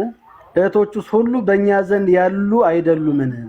እንኪያስ ይህን ሁሉ ከወዴት አገኘው? ተሰናከሉበትም። ኢየሱስ ግን ነቢይ ከገዛ ሀገሩና በገዛ ቤቱ ሳይከበር አይቀርም አላቸው። በጣም ጥሩ ኦኬ ወንድማችን እሺ፣ ጊዜ ሊያክብረልን። በዚህ መጽሐፍ ቅዱስ ክፍል ላይ ይህንን ቃል የተናገሩት ሰዎች በክርስቶስ ኢየሱስ የሚያምኑ ሰዎች ናቸው ወይስ የማያምኑ ሰዎች ናቸው? ኦኬ እሺ፣ ምንም ልዩነት የለውም። በማህበረሰቡ ዘንድ ከነሱ ጋር አብረው ይኖሩ የነበሩ ሰዎች ናቸው። ቆይ አንድ ጊዜ ቆይ መላኩ የሚለውን ስም አንድ ጊዜ ላቆመው። በሌላ አንግል እየተረዳኸው አንተም በኔጌቲቭ ኢነርጂ ስለሆነ እያወራ ያለው ወንድማችን እያልኩ ጠራለሁ። እሺ ፕሊስ አዳምጠኝ። እዚህ የመጽሐፍ ቅዱስ ክፍል ላይ አሁን ያነበብናቸው የመጽሐፍ ቅዱስ ክፍሎች ላይ በጌታችን በኢየሱስ ክርስቶስ ወንድም እንኳን ኦርቶዶክሳዊ ወንድም የለኝም ፈለገየ ኦርቶዶክሳዊ ወንድም የለኝም። እሺ ወንድም ብዬ እጠራለሁ። እሺ ይቅርታ። አሁን በቃ ወንድሜ ካለ ቀጥል። በዛ በቃ ትችቱ ቶ ፔሴ ታም የራሱን የጀመረው ችግር የለብኝም። እንደዚህ ምንም ችግር የለውም። ታሙ ቆይ ምንም ችግር የለውም። በቃ ጥላቻ የጥላቻ አባት የለንም። እኛ የፍቅር አባት ነው ያለን። አንተ የትኛውንም አይነት ንግግሮች ብትናገር፣ በነገራችን ላይ ሌሎቻችሁ ንገራችሁ፣ ፈለገ አትናቴዎስ ምንም አይነት ንግግር ተናግረ ነው አበሳሽተን ከሆነ መስመር እንወጣለን ብላችሁ ማገዱ አትፍጁ። በቃ ፕሊስ ራሳችሁ ነው የምታስገምቱት። አንዳንድ ሰው አፉን ሲከፍት ጭንቅላት ይታያል ይባላል እና በቻላችሁት አቅም ሶሻል ሚዲያ ላይ ስትመጡ እባካችሁ መጽሐፍ ቅዱስ ሀሳቦችን ነው የምናወራው። ከኔጌቲቭ ኢነርጂ ራቅ በሉና በመጽሐፍ ቅዱስ የማስረጃ ለማውራት ሞክሩ። ከዛ ውጭ መጽሐፍ ቅዱስ የማስረጃዎችን መስጠት ሲያቅተው ነው አንድ ሰው ወደ ኔጌቲቭ ኢነርጂ የሚሄደው። ስለዚህ ተወዳጅ ወንድማችን አንተኛን ወንድም ብለህ አትጥራ፣ ችግር የለውም። እኛ ወንድማችን ብለን እንጠራለን። እኛ የፍቅር አምላክ ነው ያለን። እሺ ምንም ችግር የለውም ብለሱ። አሁን ወደ ፖይንት ኢትዮጵያዊ ወንድሜ ነህ፣ ኢትዮጵያዊ ወንድሜ ነህ። ግን ነቆራውን ካቆርጠው ችግር የለውም። አንተን የጀመርከው ወደ ሐሳቡ ንግባ። እባክህን አዳምጠኝ፣ እንደው በጌታ እባክህን ፕሊዝ እኮ ንግባ፣ ግባ አብራ። አዎ ቃልቃት ትግባ። አሁን አንተ ስትናገር ጸጥ ብዬ ስከታተል እንደነበረው ልክ እኔ ደግሞ ወራ ስጀምር አዳምጠኝ እባክህ። እሺ የማቴዎስ ወንጌል ምዕራፍ 13 ላይ አሁን ማነሳለ አጫጭር 3 ጥያቄዎች አሉ። በአጭር ነው የምትመልስልኝ። ይህንን ቃል የተናገሩት ሰዎች በክርስቶስ የሚያምኑ ሰዎች ናቸው ወይንስ በክርስቶስ የማያምኑ ሰዎች? እዚህ ላይ ያለህን እምነት ንገረን እባክህ። ኦኬ፣ በክርስቶስ ኢየሱስ ያልተቀበሉ ሰዎች ናቸው። በጣም ጥሩ። እሺ፣ እግዚአብሔር ያክብርልን። ሁለተኛ ሙቭ እናድርግ ወደፊት። እነዚህ በክርስቶስ የማያምኑ ሰዎች የተናገሩት ንግግር የንቀት ቃል ነው ወይንስ የምስክርነት ቃል ነው? ኦኬ፣ ምስክርነት አይደለም ግን ንቀት ነው ማለት ደግሞ አትችልም። ስለሚያውቁት ነው በቃ። እሺ፣ ቁጥር 57 ላይ ጌታችን ኢየሱስ ክርስቶስ ምን አለ? አንድ ጊዜ እስኪ ደግመህ አንብበልን። ምን አለ? የምን ንግግር እንደተናገሩት በሰጠው ሪስፖንስ እናያለን። እስኪ ቁጥር 57 አንብበልን። ምን ይላል? ኦኬ፣ ላንብበልን። እሺ፣ ኢየሱስ ግን ነቢይ ከገዛ ሀገሩና ከገዛ ቤቱ በቀር ሳይከበር አይቀርም አላቸው። ኦኬ፣ ሶ እነማን ስላላከበሩት ነው ይህንን ንግግር የተናገረው? ተወዳጅ ወንድማችን። ኦኬ፣ ጠሩሽ እነሱ እነዚህ ሰዎች ሁሉ ነገር እኮ ነው ያልተቀበሉት ሰዎች ናቸው። ያልተቀበሉት ሰዎች ናቸው። ለምን አልተቀበሉትም ብለን እዚህ ጋር ስናጠና የምናገኘው ምንድነው? አስተዳደጉን ስለሚያውቁ፣ እህት ወንድሞቹ ከዮሴፍና ከማርያም የተወለዱ እህትና ወንድሞች እንዳሉት ስለሚያውቁ፣ ልክ እንደሱም ደግሞ እሱ ደግሞ እንደነሱ ስለሚመስላቸው አላከበሩትም ነው የሚለው በግልጽ ሁኔታ። አዎ፣ አሁን እኔ እነማን ይኸውልህ ያላመኑ ሰዎች ናቸው የሚለውን መልሰህልኛል። አሁን ወደ ሌላ ነገር ሙቭ አታደርግ። የጠየቁ ጥያቄ ክርስቶስ በጣም የንቀት ቃል ሰዎች እንደተናገሩት አድርጎ የተናገረው ንግግር አለ። ነቢይ ከገዛ ሀገሩ በቀር ሳይከበር አይቀርም አላቸው። እነማን ስላላከበሩት ነው ይህንን ቃል የተናገረው? እነዚህ ሰዎች ወይንስ ሌላ ሰዎች? ኦኬ፣ አንድ እዚህ ጋር አላከበሩት የሚል ነገር የለም። አሁን ክርስቶስ ደግሞ የተናገረው ኦኬ፣ እሺ፣ ተው በቃ ወደፊት ሙቭ እናደርግ። በቃ ችግር የለውም። ኦኬ፣ በቀጣይነት ተሰናከሉበት ይላል አይደል? ማቴዎስም ማርቆስም በይሄንን የወንጌል ክፍል ሲጽፉት እነዚህ ሰዎች ተሰናከሉበት ብለው ያስቀምጣሉ አይደለ? ተሳስቻለሁ? እውነት ነው ይላል ቃሉ። ተሰናከሉ ምን ብለው ነው በክርስቶስ ላይ የተሰናከሉት? ምን ነገር ተናግረው ነው በክርስቶስ ላይ የተሰናከሉት? እስኪ ንገረኝ። ኦኬ፣ በጣም ጥሩ በጣም ጥሩ። አንብቤልህ ባረገው አሪፍ ይመስለኛል። አይ ቲንክ ለአድማጩም እንዲሆን ማለት ነው። ይህ የጸራቢ ልጅ አይደለምን ብለው አንድ የጸራቢ ልጅ መሆኑን አስበው፣ ሁለት ደግሞ እናቱስ ማርያም ትባል የለምን ብለው፣ ሁለት ወንድሞቹ ደግሞ ከዮሴፍና ከማርያም የተወለዱ ወንድሞች እንዳላቸው ስለሚያውቁ ይሁዳ፣ ስምዖን እና የሚባሉ ልክ እንደዚሁ ደግሞ እህቶች እንዳሉ ስለሚያውቁ ከማርያምና ከዮሴፍ የተወለዱ ተራ ሰው ስለመሰላቸው የዮሴፍና የማርያም ልጅ ብቻ ስለመሰላቸው በዛ ተሰናከሉበት። መሰናከል ምን ማለት ነው? ከይቅርታ ጋር ወንድማችን ትርጉሙን የተረዳው አልመሰለኝም። አሁን ትክክል የተናገሩት እያልከኝ ነው። ቆይ መሰናከል ምን ማለት ነው? ኦኬ፣ መሰናከል ማለት እንደ ነብይ እንዳይቀበሉት ባግራውንድ የሚያውቁ። አሁን መሰናከል ማለት ምን ማለት ነው? በቀጥታ መቀበል ከፈላቸው መሲሁ ነው ብሎ መቀበል ከፈላቸው። መሰናከል ማለት ምን ማለት ነው ያልኩ። ቃሉን በሰዋሰው ፍታልኝ። ምናልባት የአማርኛ ቋንቋ ተናጋሪ ካልሆንክ ወይ እኛም እናግዝ። መሰናከል ማለት ምን ማለት ነው? አንድ ወጣት ለምሳሌ በአንዲት ሴት ገላ ተሰናከለ ከተባለ በዛች ሴት ገላ ምን አለ ማለት ነው? ኦኬ፣ ስለ ኢየሱስ የተነገረውን ከሴት ልጅ ገላ ጋር እኔ አሁን ምሳሌ ያቀርብከው ማለት ነው ወዳጄ። ስለ ቃሉን የጠየኩ ዳትማችማ ልጅ አትሁን እንጂ እኔ አሁን ስለ ቃሉን የጠየኩ። መሰናከል ምን ማለት ነው? ምሳሌ ሰጠውከኝ። ምሳሌ ሰጠውከን አንተ ደግሞ ሌላ ሐሳብ ወስዳ በፕሊስ አታወራም። አሁን ትርጉም ላይ ፎከስ ምሳሌ ከመጽሐፉ ጋር አብሮ ስለማይሄድ ነው። እሺ፣ እኔ ላብራራለህ። መሰናከል ምን ማለት ነው? አብሮ አይሄድም። እሺ፣ ይቅርታ። መሰናከል ምን ማለት ነው? ትርጉሙን ንገረን። መሰናከል ማለት እዚህ ጋር እንግዲህ ሊቀበሉት ፈልገዋል። የሚያደርገውን ታምራት ሁሉ አይተዋል። መሰናከል እዚህ ጋር እንግዲህ ብለህ አይደለም። መሰናከል ማለት ምን ማለት ነው? ቃሉን ፍቹን ነው የምትነግረን፣ ትርጉሙን። ኦኬ፣ ትርጉሙን ነው የምትነግረን። ለምሳሌ ምሳሌ ልስጥ። ለምሳሌ ላቭ ምን ማለት ነው ከተባለ ትርጉሙ እንዲህ ማለት ነው ተብሎ ይመለሳል። ወላይታውን በራሱ ቋንቋ፣ አማርኛውን በራሱ ቋንቋ፣ ኦሮምኛ የሚናገረውን በራሱ ቋንቋ ትርጉሙ እንዲህ ብሎ ነው እንዲህ ማለት ነው ብሎ ይፈቷል። መሰናከል የሚለው ወርድ ምን ማለት ነው? እኔ እኮ አንድ የሰሜን ሰው ነኝ። ሁለት አፌን የከፈትኩት አፌን የፈታሁት በአማርኛ ቋንቋ ስለሆነ አማርኛ ያውን ያስተምርሃለሁ እንጂ። እሺ ታስተምረኛለህ እኮ ምን ማለት ነው ብዬ ጠየቅኩ። ለዛ ነው ምን ማለት ነው መሰናከል? ኦኬ ምን ማለት ነው የሚለውን ኦኬ እንዳይቀበሉት እንቅፋት መሆን ማለት ነው።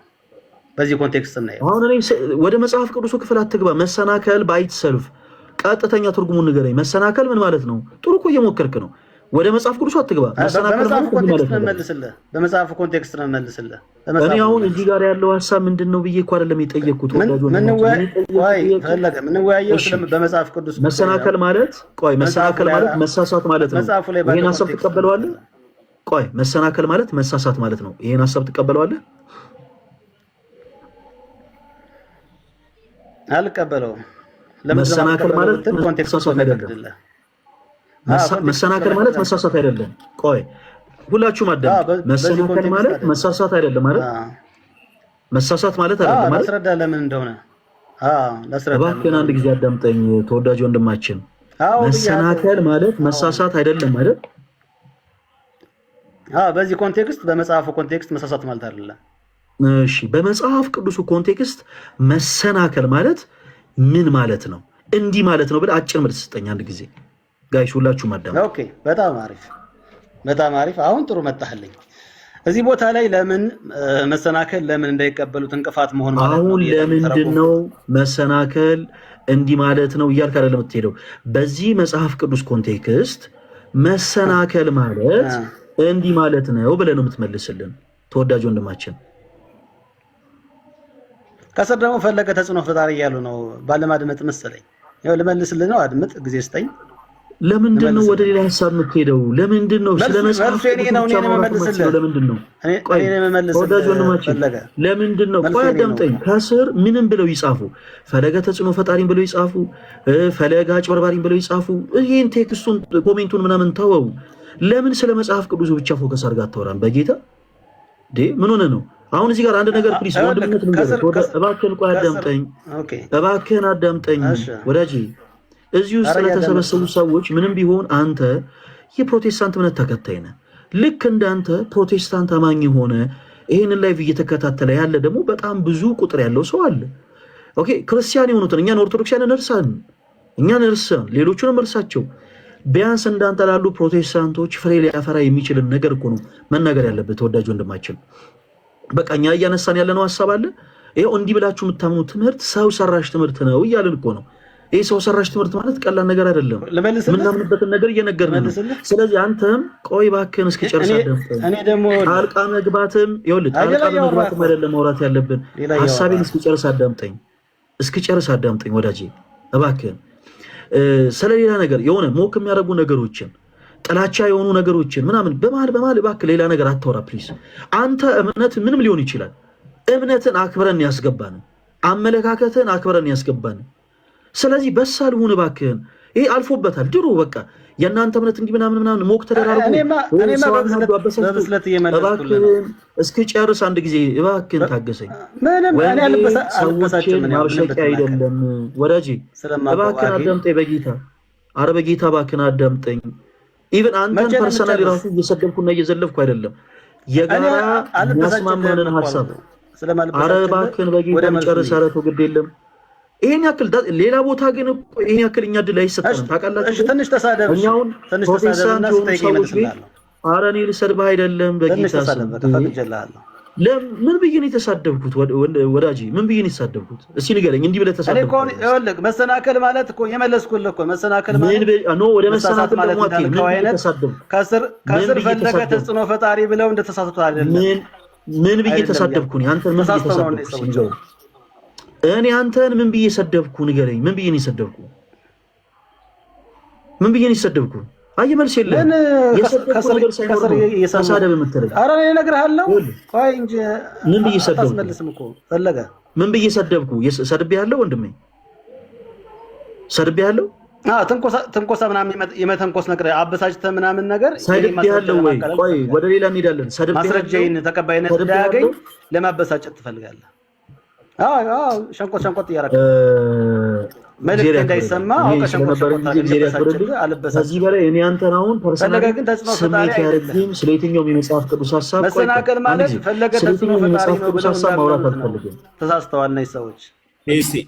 ፌስ ይቅርታ፣ ለምሳሌ ፈለገ ከይቅርታ ጋር ፈለገ ለአንድም ደቂቃ እኔ ከተቀመጥኩበትም ደቂቃ ጀምሮ እኔ ተጽዕኖ ፈጣሪ ነኝ ተጽዕኖ ፈጣሪ እያላችሁ ጻፉልኝ አላለም። ኮመንት ላይ የሰው ልጅ የፈለገውን ሀሳብ የመስጠት የፈለገውን ነገር የመጻፍ መብት አለ እና አንተን በነገር ሸንቆጥ ያደረገበት ቦታ ካለ ሸንቆጥ ያደረገህን ነገር ማውጣት በማስረጃ ካልሆነ ደግሞ አሁን እኛ የምንሰዳደብበት ሀሳብ የለም። ቆይ አንድ ጊዜ የምንሰዳደብለት የምንተችለት የምንሰድብለት አምላክ የለን። ስለዚህ ከኛ በተሻሉ ያዳምጡናል ብዙ ሰዎች ከኛ በተሻሉ እና እነሱንም ደግሞ በማክበር ብንቀጥል ደስ ይለኛል። ከእንደዚህ አይነት ትችት ከእንደዚህ አይነት ስድቦች ወጥተን ለሰከንድ እኔ ተጽዕኖ ፈጣሪ ነኝ አላለም። አሁን ፈለገ እስካላለ ድረስ ተው፣ እነሱ ይጻፉ ታች የሰውንም አትናገር። ግን አሁን ለጠየቀ ጥያቄ በቃ ችግር የለውም። ምሳሌ ነው እኮ መሰናከል የሚለው ምሳሌ ሳስቀምጥ እንደ ምሳሌ እህታችን የጻፈው ነው። ቆይ ወንድሜ ቋዳ እባክህን ቆይ ታሙዬ ጥሩ ምሳሌ አምጥቷል። ቆይ ታሙዬ ቆይ ጥሩ ምሳሌ አምጥቷል። ቆይ ጥሩ ምሳሌ አምጥቷል። እሺ ከስር እንዲህ ብለው ጻፉ፣ ከዛ ከመሰናከል ጋር አገናኝልን። እሺ እኔም እንዲህ ተሰድቤ ቢሆን ነገሮችን ከተረዳ ተረዳልኝ። እሺ ከስር ፈለገ ተጽዕኖ ፈጣሪ አለ። እሺ ከዛስ? ኦኬ እሺ አሁን እነዚህ ሰዎች አሁን ተሰናክለውብህ ነው። ለምን ተሰናከሉ ቢባል የተሳሳተ መረጃ ይዘው ማለት ነው። ተጽዕኖ ፈጣሪ አይደለህም ግን ተጽዕኖ ፈጣሪ ብለው ተሳስተዋል። በአንተ መረዳት ማለት ነው። የዚህ መጽሐፉ ላይ ያለው መሰናከል ግን እንደዚህ አይደለም። ትርጉም አሁን እኮ ተሳስተዋልን ተስማማህ እኮ መሰናከል ማለት ተሳስተዋል ማለት መሆኑን እኮ ቅድም ስጠይቅ አላምንም ብለኝ ነበር። አላምንም እኮ አሁን ታዲያ ፈለገ ተጽዕኖ ፈጣሪ ማለት መሰናከል ማለት ነው ለምን ትለኛለህ? አሁን ደግሞ አመንክበት።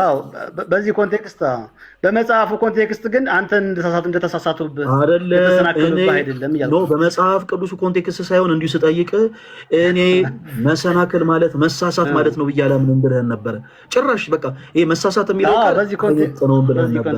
አሁን ተጽዕኖ ፈጣሪ ካሉ ሰዎች ተሰናክለዋል አልከን። ተሳስተዋል ማለት ነው ወይ ስንል አዎ ለኛ ጊዜ ሲሆን እሺ ያው አመንክ።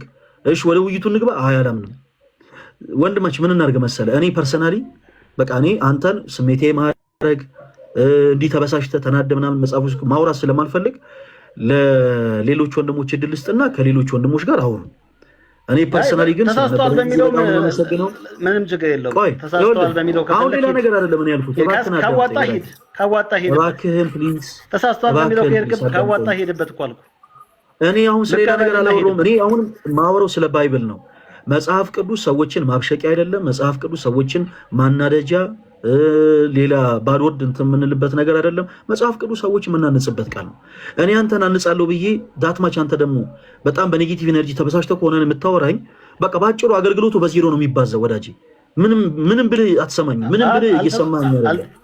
በምንም ሀሳብ ዙሪያ ለመወያየት ፈቃደኛ አይደለም። ስለዚህ ለሌሎች ወንድሞች ሁለተኛ ነገርም ቆይ ከዮባ ጋር ዮባ አለ አይደል? አለ ቀጥሉ። ማን ነው ፒኤስኤ ተሰናከሉበት የሚለው ተሳሳቱ ካልሆነ ምንድን ነው? ኦኬ እሺ ሊትራሊ ተሰናከሉበት የሚለው ሲተረጎም ተሳሳቱ የሚል ትርጉም ሊያመጣ ይችላል። ምንም ችግር የለውም። እዚህ ኮንቴክስት ላይ ስንሄድ አሁን የተረጎማችሁበት አግባብ የሚያስኬድ ነገር ይኖረዋል። የሚያስኬድ ግን ምኑ ላይ ነው ሲባል ኢየሱስ የዮሴፍ ልጅ ስለመሰላቸው ተሳስተዋል ማለት እንችላለን። እዚህ ጋር ይሄን ብቻ ነው ማለት የምንችለው። መሰናክል የሚለውን ትርጓሜ ስንወስድ የዮሴፍ ልጆች አልነበሩም ከማርያም የተወለዱ። አይ መጽሐፉ ስለሚነግረን እኮ ነው። እውነቱን ስለነገረን ስህተቱና እውነቱን እናውቀዋለን። የቱ ጋ ነው የተሳሳቱት? የዮሴፍ ልጅ በማለታቸው እንጂ የወንድሞች በማለታቸው ወይም የስጋ ዝምድናን ከወንድም በማለት እንደዛ በመፍጠራቸው ተሳሳቱ ማለት አይደለም። ስህተቱ የዮሴፍ ልጅ በማለታቸው ብቻ ነው የሚለውን ከየት ጋር ነው ያነበብከው?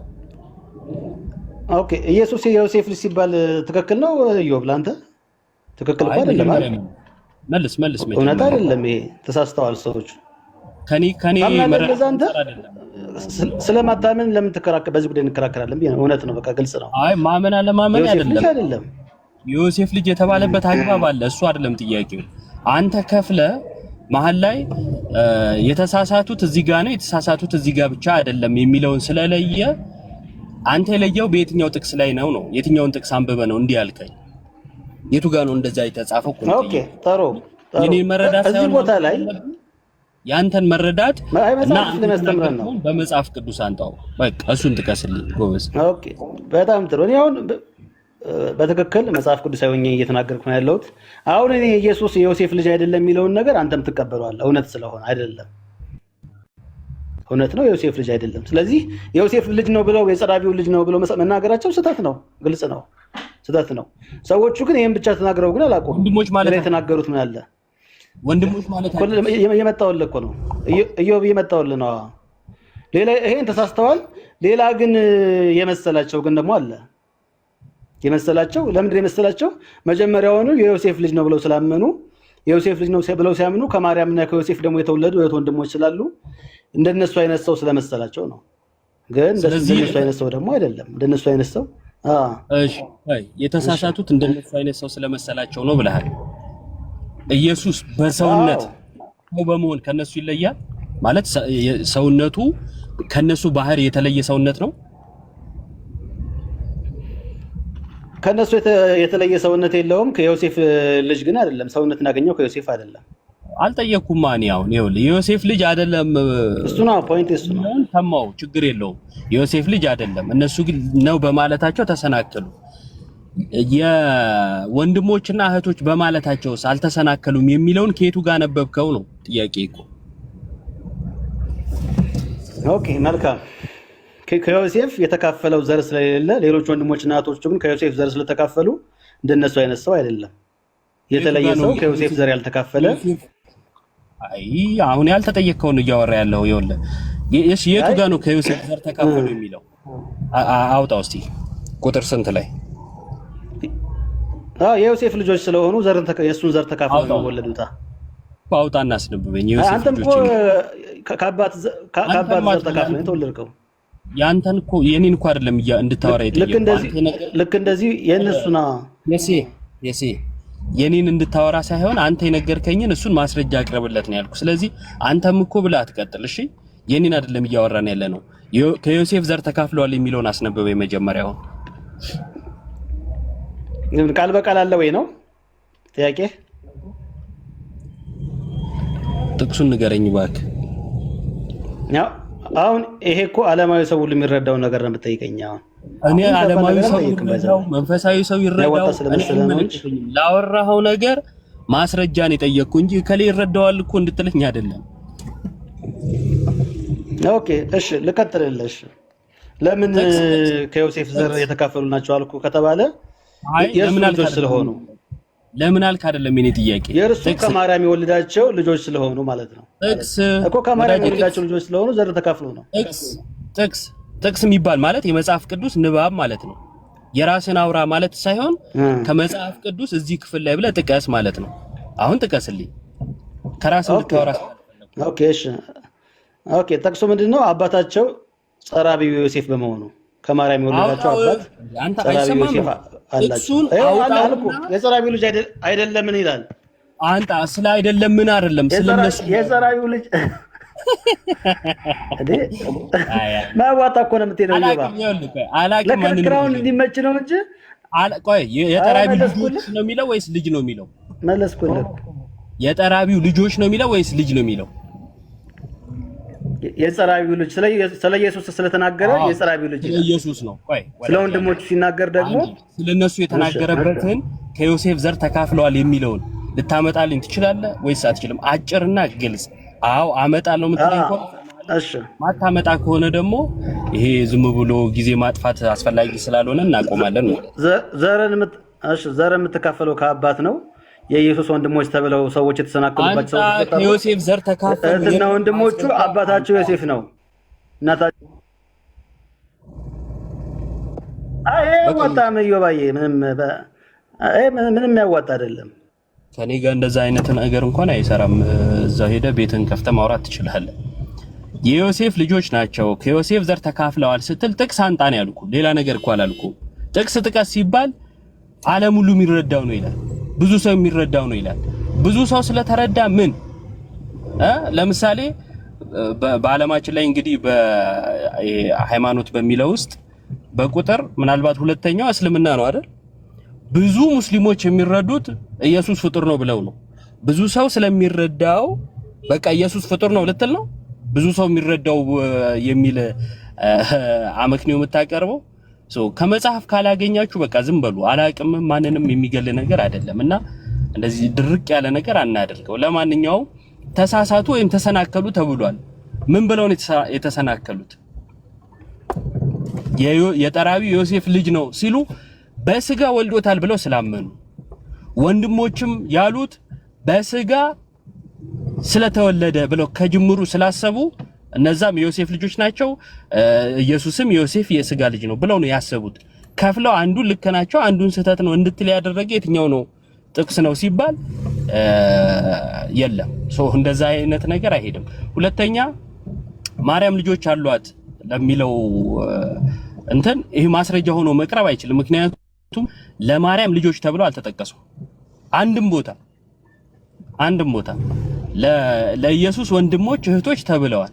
ከምን አንፃር ነው ከተባለ ከአይሁድ ልማድ አብሮ ከማደግ እንደ ዮሴፍም እኮ በማሳደግ አባቱ ተብሏል።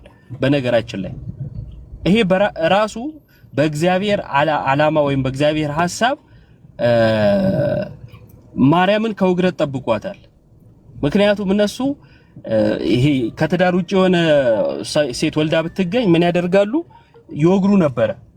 ስለዚህ ይሄንን ይቃወማል ማለት ነው።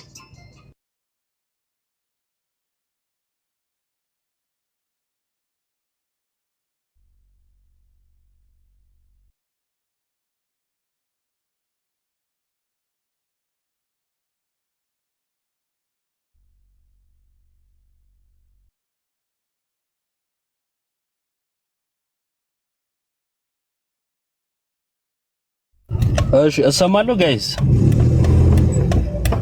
ይቅርታ በጣም እና የምሰማ ይመስለኛል መንገድ ላይም ስለሆንኩኝ እያየሁት አይደለም።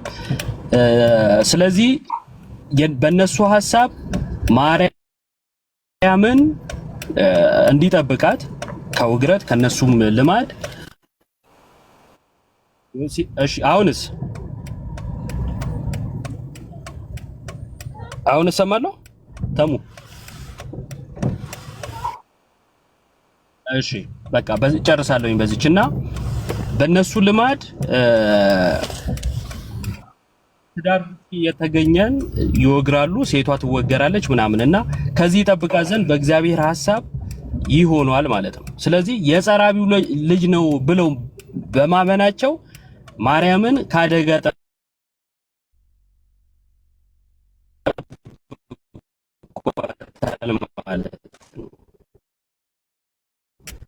ይጠብቃት ዘንድ ብለን ስናምን ከዚያ በታሪክ የተለያየ እይታ አለ። ይሄ ከበፊት ሚስቱ የወለዳቸው ናቸው የሚል አለ። እንዲሁም ደግሞ የቀለዮጳ ልጆች ናቸው የሚል አለ። ሁለተኛይቱ ማርያም የተባለችው ማለት ነው። ይሄን መጽሐፍ ቅዱስ ያነበበ የሚረዳው ነው። የዮሐንስ ወንጌል ላይ አለ ምዕራፍ 19 ላይ ሁለተኛይቱ ማርያም የተባለችው የእሷ ልጆች እንደሆኑ ይታመናል። የመጽሐፍ ቅዱስ ማህበር መዝገበ ቃልንም ካየን እሱ ራሱ አንድ መልስ ይሰጣል ማለት ነው። እና አመሰግናለሁ። ቀጥሉ። እሺ ዮባ እናመሰግናለን። ኦኬ ታሙ ያስገባው ሰው አለ? አስገብቼዋለሁ። አገልጋይ ዘሪሽ እንኳን ደህና መጣ። ታሙዬ እንዴት ነህ? እንኳን ደህና ቆየኝ።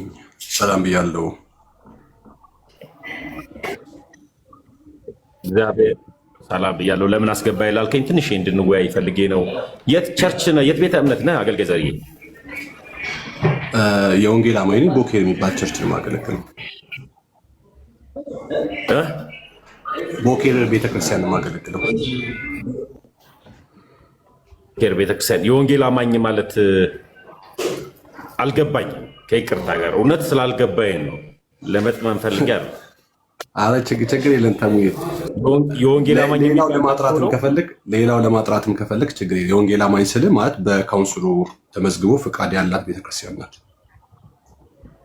ካውንስል ውስጥ ተመዝግባ ፍቃድ ያላት ልክ እንደ ንግድ ፍቃድ እንደሚወጣው የተመዘገበች አሁን እንትን ተሙዬ ትንሽ እምነት አይደለችም። አልገባኝም እዛ እኮ እምነት ማለት የወንጌል አማኝ ካውንስል አጠቃላይ ፕሮቴስታንት። እናንተ ሰዎች ምርጫ ቦርድ ገብታችሁ ትወዳደራላችሁ። ቆይ ከይቅርታ ጋር ምርጫ ቦርድ ገብታችሁ ትወያያላችሁ፣ ትፎካከራላችሁ። ምንድን ነው የምታወሩት?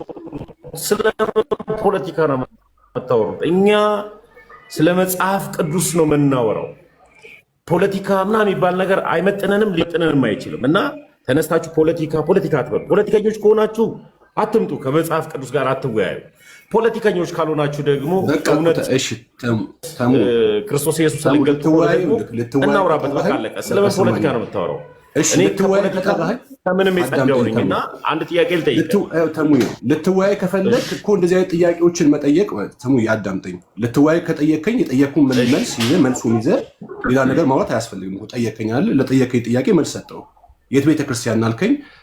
ቦኬር ቤተክርስቲያን አልኩ። ቦኬር ምንድን ነው አልከኝ? አስረዳው። ያንን መረዳት ካልፈለግ እኮ በቃ እንዲገባህ አይደለም እኮ እንዲገባ ሳይሆን የምነግርህ ማነው እውነታውን ነገርኩ። ገባህም አልገባም ፖይንቱ እሱ አይደለም። የገባሁት ልንወያይ ነው ያስገባሁት ብለኸኛል። ስለዚህ ወደ ውይይቱ መግባት አይሻልም ተሙዬ? አሁን ከፖይንቱ ጋር የማይገናኝ ነገር እያወራን ስለሆነ ማለት ነው። ከገባሁበት ርዕስ ጋር አይገናኝም። ከውይይቱ አንዱ ቆይ ዘርዬ፣ እኔ አሁን አገልጋይ አዳምጠኝ ከይቅርታ ጋር አገልጋይ ዘሪሁን ይላል። አገልጋይ ዘሪሁን ካለ ስለዚህ የወንጌል አማኝ ነኝ ስትል የወንጌል አማኝ የሚባል እንዳለ አላውቅም ነበር ከይቅርታ ጋር። እሺ ቀጥል ዲያቆንዬ፣ እርሱ ይቀጥሉ። እኔ ኮጴንጤዎች ተረጋጋ አትበሉኝ ራሳቸው። ቲንክ ኔትወርክ አሪፍ አይደለም ተሙዬ፣ መቼል አሪፍ ቦታ ላይ ብትሆን አሪፍ ነው። እሺ አገልጋይ ዘሪሁን እንዴት አሉ? ከየት ቤተ እምነት ነው የመጡት? አገልጋይ ቦኬር ቤተክርስቲያን። እሺ ዛሬ በፕሮቴስታንቱ ቤት ያሉ ሰው ሰራሽ ትምህርቶችን እያነሳን በመጽሐፍ ቅዱስ ማስረጃ እያወራን ነበረ እና በእነዛ ሀሳቦች ላይ አይ እምነታችን መጽሐፍ ቅዱሳዊ ነው ብለው ዲፌንድ ማድረግ የሚችሉ ለፕሮቴስታንት ወንድምቶች እድል እየሰጠን ነው እና ስለመጡ በጣም አድርገን እናመሰግናለን። ቀደም የተነሳውን ሀሳብ ለእርሶን ብናነሳ ደስ ይለናል። ወደ ሌሎች ትምህርቶች ከመግባታችን በፊት ድንግል ማርያም ከክርስቶስ ኢየሱስ ውጭ ሌሎች ልጆች አሏት የሚል ትምህርት መጽሐፍ ቅዱሴ ነው ብለው ያምናሉ አገልጋይ? አዎ። እሺ ድንግል ማርያም ሌሎች ልጆች እንዳሏት የሚናገር የመጽሐፍ ቅዱስ ማስረጃ ይስጡን አገልጋይ። ይኸው አሁን ስታነሱ የነበረው ማቴዎስ 13 ከ53 ጀምሮ ያለው ሀሳብ ይናገራል። እሺ ማቴዎስ ወንጌል ምዕራፍ 13 ያበቡልን ምን ይላል?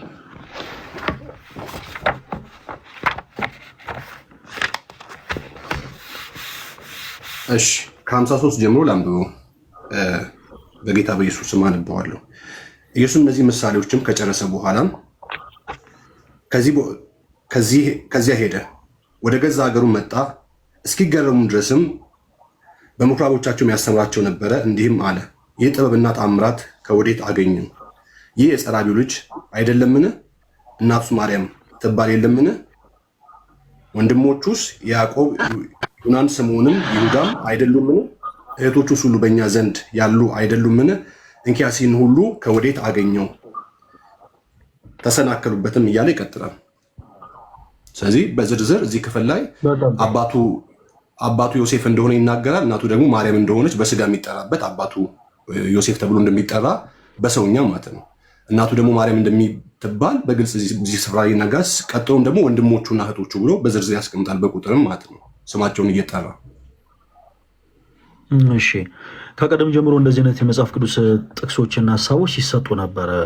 አገልጋይ አንድ ትልቅ ልንገባባበት የሚገባ ነገር መቼም እርሶ አገልጋይ ኖት እና ባሉበት ቸርች መቼም ብዙ መጽሐፍ ቅዱስን የሚያስተምሩት ህዝብ አለ። ሰው መጽሐፍ ቅዱስን እንደሚያስተምር አንድ ሰው በክርስቶስ ያመኑ ሰዎች የሚናገሩት ንግግርና በክርስቶስ ያላመኑ ሰዎች የሚናገሩት ንግግር በጣም ልዩነት አለው። ባጭሩ ይሄ መጽሐፍ ቅዱስ ጥቅስ ድንግል ማርያም ልጆች እንዳሏት የሚያሳይ እንዳልሆነ የምናምንባቸውን መሰረታዊ ነገሮች ንገሩትና አይ ነው ካሉኝ ወደ ጥያቄዎች ገብተን እናወራለን። የመጀመሪያው ነገር ይህንን ቃል የተናገሩት በክርስቶስ ኢየሱስ የማያምኑ ሰዎች ናቸው። አገልጋይ በክርስቶስ ያላመኑ ሰዎች ናቸው። ቁጥር 57 ላይ ባለማመናቸው ከቁጥር 57 በኋላ ባለማመናቸው ምክንያት 58 አይ ቲንክ ከዛ ምንም ታምር ሳያደርግ ሄደ ይላል። እነዚህ ሰዎች በመጀመሪያ ደረጃ ስንጀምር በክርስቶስ ኢየሱስ የማያምኑ ሰዎች ናቸው። አንድ ሲቀጥል የተናገሯቸው ንግግሮች የንቀት ቃላቶች ናቸው። ለዛም ነው ጌታችን ኢየሱስ ክርስቶስ ቁጥር 57 ላይ እይትከበር ነቢይ በሀገር ያለው ነቢይ በገዛ ሀገሩ አይከበርም ያለው ለዛ ነው። ወደ ገዛ ሀገሩ ነው የመጣው። በገዛ ሀገሩ አላከበሩትም። ምን ማለት ነው? የንቀት ቃል የተናገሯቸው ንግግሮች በአጠቃላይ የንቀት ቃላቶች ናቸው። እንዴት እንመጣበታለን። ከዛ በመቀጠል ዋነኛው በክርስቶስ ያላመኑ ሰዎች የሚናገሯቸው ንግግሮች አገልጋይ እንደ ሃይማኖት መመስረቻ ተደርገው አይወሰዱም። ለምሳሌ ያክል የማርቆስ ወንጌል ምዕራፍ 3 ጊዜ ከምናባክን እንዲሁ በቃ ሌላ አንብበው የማርቆስ ወንጌል ምዕራፍ 3 ቁጥር 22 ላይ ከኢየሩሳሌም የመጡ ጻፎች በክርስቶስ ኢየሱስ የማያምኑ እነዚህ ሰዎች ጌታችን ኢየሱስ ክርስቶስን ምን አሉት? ይህ ቤልዙቤል አለበት፣ በአጋንንት አለቃ ደግሞ አጋንንትን ያወጣል ብለው ተናገሩ ይላል። በክርስቶስ የማያምኑ ሰዎች የተናገሯቸው ንግግሮች በመጽሐፍ ቅዱስ ውስጥ አሉ፣ ኦፍኮርስ አሉ። ነገር ግን እነዛን ቃላቶች የሃይማኖት መመስረቻ አድርገን አንወስዳቸውም። ክርስቲያኖቶች ወንድሞች በደንብ አድርጋችሁ አዳምጡኝ። ቅድስት ቤተክርስቲያናችን በመጽሐፍ ቅዱስ ውስጥ 3 አይነት ቃላቶች እንዳሉ ታስተምራለች። ኦርቶዶክሳዊት ቅዱስ ቤተክርስቲያን በመጽሐፍ ቅዱስ ውስጥ 3 አይነት ቃላቶች እንዳሉ ታስተምራለች። አንደኛው ቃለ ሰብ ነው። ሰዎች ከልባቸው አፍልቅ የተናገሯቸው ቃላቶች በመጽሐፍ ቅዱስ ውስጥ አሉ። ሁለተኛው ቃለ ነቢያት ነው። ነቢያት በመንፈስ ቅዱስ ምሪት የተናገሯቸው ትንቢቶች በአጠቃላይ አሉ በመጽሐፎቻችን ላይ ከአይምሮ በላይ የሆኑ ለመረዳት የሚቸግሩ ነገር ግን በእግዚአብሔር እርዳታ የተነገሩ እነዛ ትንቢቶች በአጠቃላይ ቃለ ነቢያት ብለን እንጠራቸዋለን። ሌላኛው ቃለ እግዚአብሔር ነው። በሐዋርያቱም ጭምር የተሰበከው አምላካችን እግዚአብሔርም ጭምር የተናገራቸው እነዚህ ቃላቶች ቃለ እግዚአብሔር ተብሎ ይጠራሉ። እና ልክ እንደ ሃይማኖት መመስረቻ ግን ሰዎች የተናገሯቸው ንግግሮች አንወስዳቸውም። አገልጋይ ይህ መጽሐፍ ቅዱስ ክፍል ድንግል ማርያም ልጆች እንዳሏት የሚናገር አይደለም። ለምሳሌ ያክል እንግባና እኔና እርሶ አንድ አጭር ጥያቄ አጭር መልስ እያደረግን እንወያይበት። ይህንን ቃል የተናገሩ ሰዎች በክርስቶስ የሚያምኑ ናቸው፣ ይስማማሉ አይደል? አገልጋይ ዲያቆን፣ ከዛ በፊት ጥያቄና መልስ ከማድረጋችን በፊት እርሶ የራሱትን ሪፍሌክሽን ስለሰጡ የተናገሩትን ሀሳብ በሙላት ይቀበላል። ማለትም የሰዎች ሀሳብ የተጻፈበት አለ፣ ነቢያቶች የተናገሩት አለ፣ እግዚአብሔር ራሱ የተናገረው አለ፣ ክርስቶስ የተናገረው፣ ሴጣንም የተናገረው ቃሎች መጽሐፍ ቅዱስ። እኔ አሁን ይህንን ክፍል ያሳየሁትና እርሱ የሚያነሱት የወንጌል አማኙ ማህበረሰብ አንቱ አይበሉ፣ ችግር የለውም። ያው ብዙ የቤተክርስቲያን አገልግሎት ዘለቀን ሰዎች ተባብለን ብናወራ ደስ ይለኛል። ችግር የለም። ስለዚህ አንተን ተባብለን ብናወራ ችግር የለም። ሪስፔክሽን፣ መከባበር ደግሞ ትልቅ መልካምነት ነው ብዬ አስባለሁ። በዚህ አይነት መንገድ ማውራት መንፈሳዊነት ነው ብዬ ማምናለሁ። እንግዲህ ያነሳውን ክፍል ስንመለከት ሰዎች የሰጡት ሀሳቡን በትክክል ምንም እንትን አይደለም። አሁን የተነሳው የወንጌል አማኙ ቤተክርስቲያን ትምህርቱ ኢየሱስ የማርያም ልጅ ነው ወይም ደግሞ ኢየሱስ ወንድሞች አሉት አይደለም። ዋናው ትምህርቱ መጽሐፍ ቅዱስ ምን ይላል የሚሆን ነገር ስናወራ ስንወያይ እንጂ የወንጌል አማኝ አስተምሮና ትምህርት ይሄ አይደለም።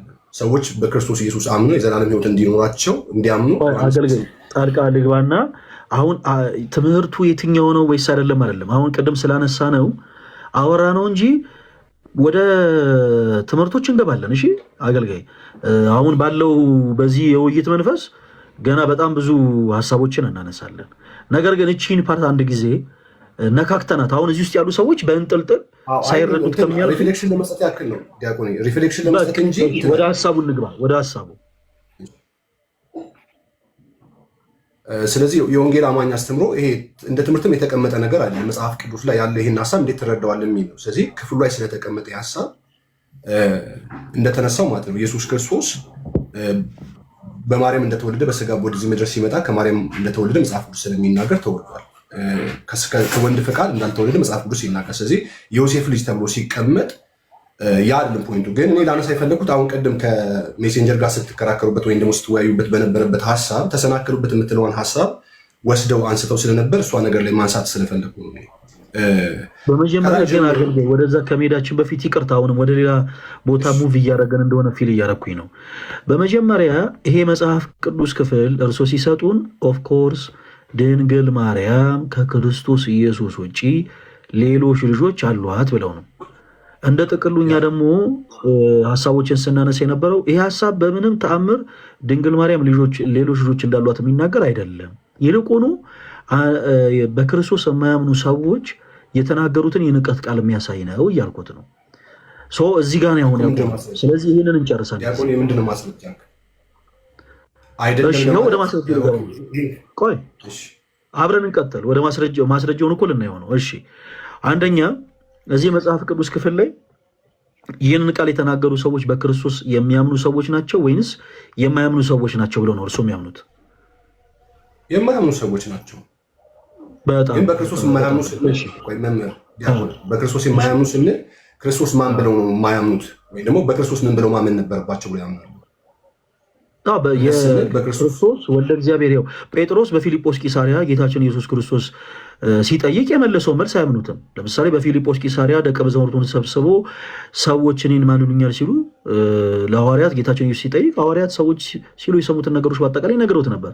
ከዛ በኋላ እናንተስ ማን ትሉኛላችሁ ሲላቸው ጴጥሮስ ምንድን ነው ያለው? አገልጋይ አንተ ውእቱ ክርስቶስ ወልደ እግዚአብሔር ሕያው፣ አንተ ክርስቶስ የሕያው የእግዚአብሔር ልጅ ነህ ብሎ ነው የመለሰለት። ይሄንን አያምኑም እነዚህ ሰዎች። ተሳስቻለሁ አገልጋይ? በትክክል አይ አልተሳሳቱ። እኔም ይህንን ነው የጠየቁት።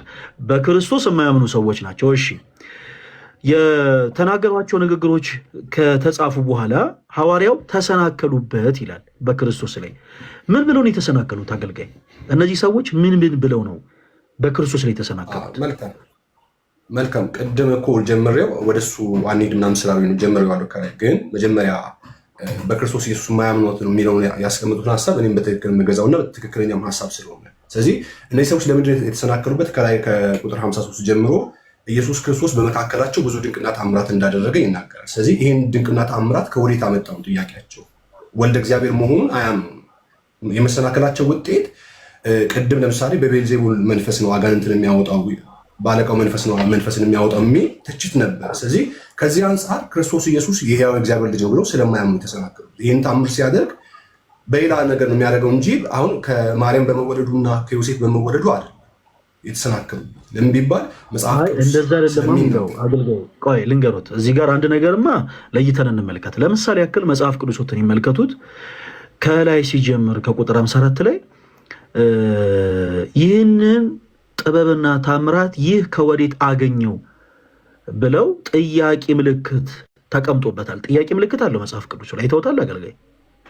እኮ እኔም እሱን እኮ ነው እያነሳሁ ያለው። ስለዚህ ይሄ ጥያቄ የፈጠረባቸው የተለያዩ ነገሮች ናቸው ልሎት ነው። ቆይ አገልጋይ ይስሙኝ አንድ ጊዜ። ጥያቄ ምልክት አለው ማለት እነዚህ ፓንክቹዌሽን ማርክ ምንላቸው ወይ ስርዓተ ነጥብ ምንላቸው ራሳቸውን የቻሉ መልእክቶችና ትርጉም ያላቸው ናቸው። ምን ማለት ነው? ሀሳቡ በአጠቃላይ ጥያቄ ነው ማለት ነው። የመጀመሪያው ይህንን ጥበብና ታምራት ይህ ከወዴት አገኘው ጥያቄ ነው። ጥያቄ ተፈጥሮባቸዋል። ከዛ ግን አንዳች ነገር ደግሞ ተናግረው ተሰናክለውበታል። አሁን ጥያቄ ጠይቆ ሰው አይሰናከልም አገልጋይ። ለምሳሌ እርሶን አሁን እኔ ጥያቄ ስጠይቁት የተሰናከልኩ አይደለም፣ ጥያቄ ነው። በቃ ጥያቄ ባይሰልፍ የሚባለው ጥያቄ ነው። የሆነን ነገር ደግሞ ተናግረው ተሰናክለውበታል። አንዳች ነገር ተናግረው ተሳስተዋል። ምን ብለው ነው የተሰናከሉ? ዲያቆን አሁን ያንተን ድምዳሜ እያስቀመጥክ እንጂ የሰዎቹን አይደለም። ሰዎቹ ጥያቄ ሰው ጠይቆ አይሰናከልም። ሰው ጥያቄ ራሱ ዲያቆን ላውራ ነው።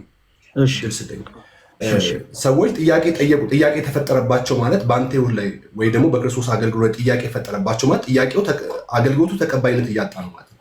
ወይም በምን አይነት መንገድ ነው? ቅድም ሲያነሱ የነበረው ለምሳሌ ዮሐንስ ጌታችን ኢየሱስ ክርስቶስን ያጠመቀው ዮሐንስ ጥያቄ ተፈጥሮበት እንደነበረ ዘንግተውት ነው። ክርስቶስን ክዷል ማለት ነው? አንተ ነህ ወይስ እንገሩት አንተ ነህ ወይንስ ሌላን ጠብቅ ብሎ እኮ ጥያቄ ተፈጥሮበት ነበር። እንደውም እስጢፋኖስን ሁሉ ልኮ ክርስቶስን እንዲጠይቁ አድርጎ ነበረ። ዮሐንስ ይህን በጠየቀ ሰዓት ክርስቶስን ክዷል እያለን አይደለም። አገልጋይ ጥያቄ መጠየቅ ጥያቄ ነው። ተናግረው ግን እዚህ ጋር አገልጋይ ቆይ አንድ ጊዜ ያዳምጡኝ። ሐዋርያውም እኮ ስርዓቱን ተከትሎ እየተናገረ እንዲህ ብለው ያመጣና ከዛ ተሰናከሉበት ይላል። አሁን ልክ ሐዋርያው ቅዱስ ማቴዎስ ተሰናከሉበት ያለውን ሐሳብ ደግሞ ይንገሩን ነው። ምን ብለው ነው የተሰናከሉት? አገልጋይ እነዚህ በክርስቶስ የሚያምኑ ሰዎች ምን ብለው ነው የተሰናከሉት? እሺ ዲያቆን እድል ቤት ስለሆነ እድል ስትሰጠኝ እኔ መሀል ንግግር መካከል እያስቆምከኝ መናገር መብት አለ። እኔ ግን ስናገር ደግሞ ነው አይደለም።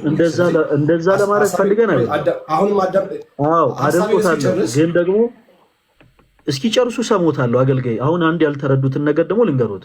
ቤታችን ስለሆነ አይደለም ጣልቃ እየገባንበት ያለ ነው። እኛ ከጠየቅነው ጥያቄ ውጭ እያወሩ ስለሆነ ነው ጣልቃ እየገባን ያለ ነው። ለምሳሌ እኔ አሁን የተሰናከሉበት ጉዳይ ምንድነው ስሎት በመጀመሪያ የመለሱልኝ መልስ ጥያቄው ነው አሉኝ። ይህንን ሁሉ ጥበብና ታምራት ይህ ከወዴት አገኘው ብለዋል። እሱ ጥያቄ ነው። የተሰናከሉት ማለት የተሳሳቱት ምን ላይ ነው? ምን ብለው ተሳሳቱ? ለምሳሌ እርሶ በሚያገለግሉበት ቸርች ውስጥ የእርሶ ቤተ እምነት አማኝ የሆኑ ምዕመናን መጥተው እርሶን ጥያቄ ይጠይቃሉ፣ ያልገባቸውን ነገር። እርሶን ጥያቄ ጠየቁ ማለት ተሳሳቱ ማለት አይደለም። ጥያቄ መጠየቅ ሌላ ነው፣ መሳሳትና ደግሞ በቃ ወደ የክደት ህይወት ውስጥ መግባት ደግሞ ሌላ ጉዳይ ነው። እነዚህ ሰዎች አሁን እዚህ ጋር ሐዋርያው የሚለው ምንድነው? ጠየቁ አይደለም የሚለው። ጥያቄ ከጠየቁ እንዲህ ብለው ጠየቁ ማለት ይችላል፣ ምንም የቋንቋ ጥረት ስለሌለ ማለት ነው። ግን የተሳሳቱት ነገር አለ። እንዲህ ብለው ተሰናከሉበት ብሏል።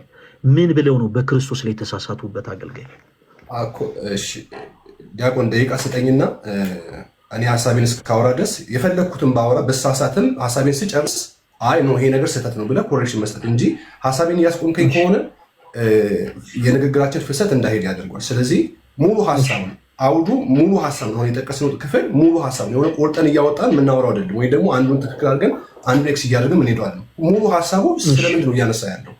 ኢየሱስ ክርስቶስ ያደረገው ታምራት አለ።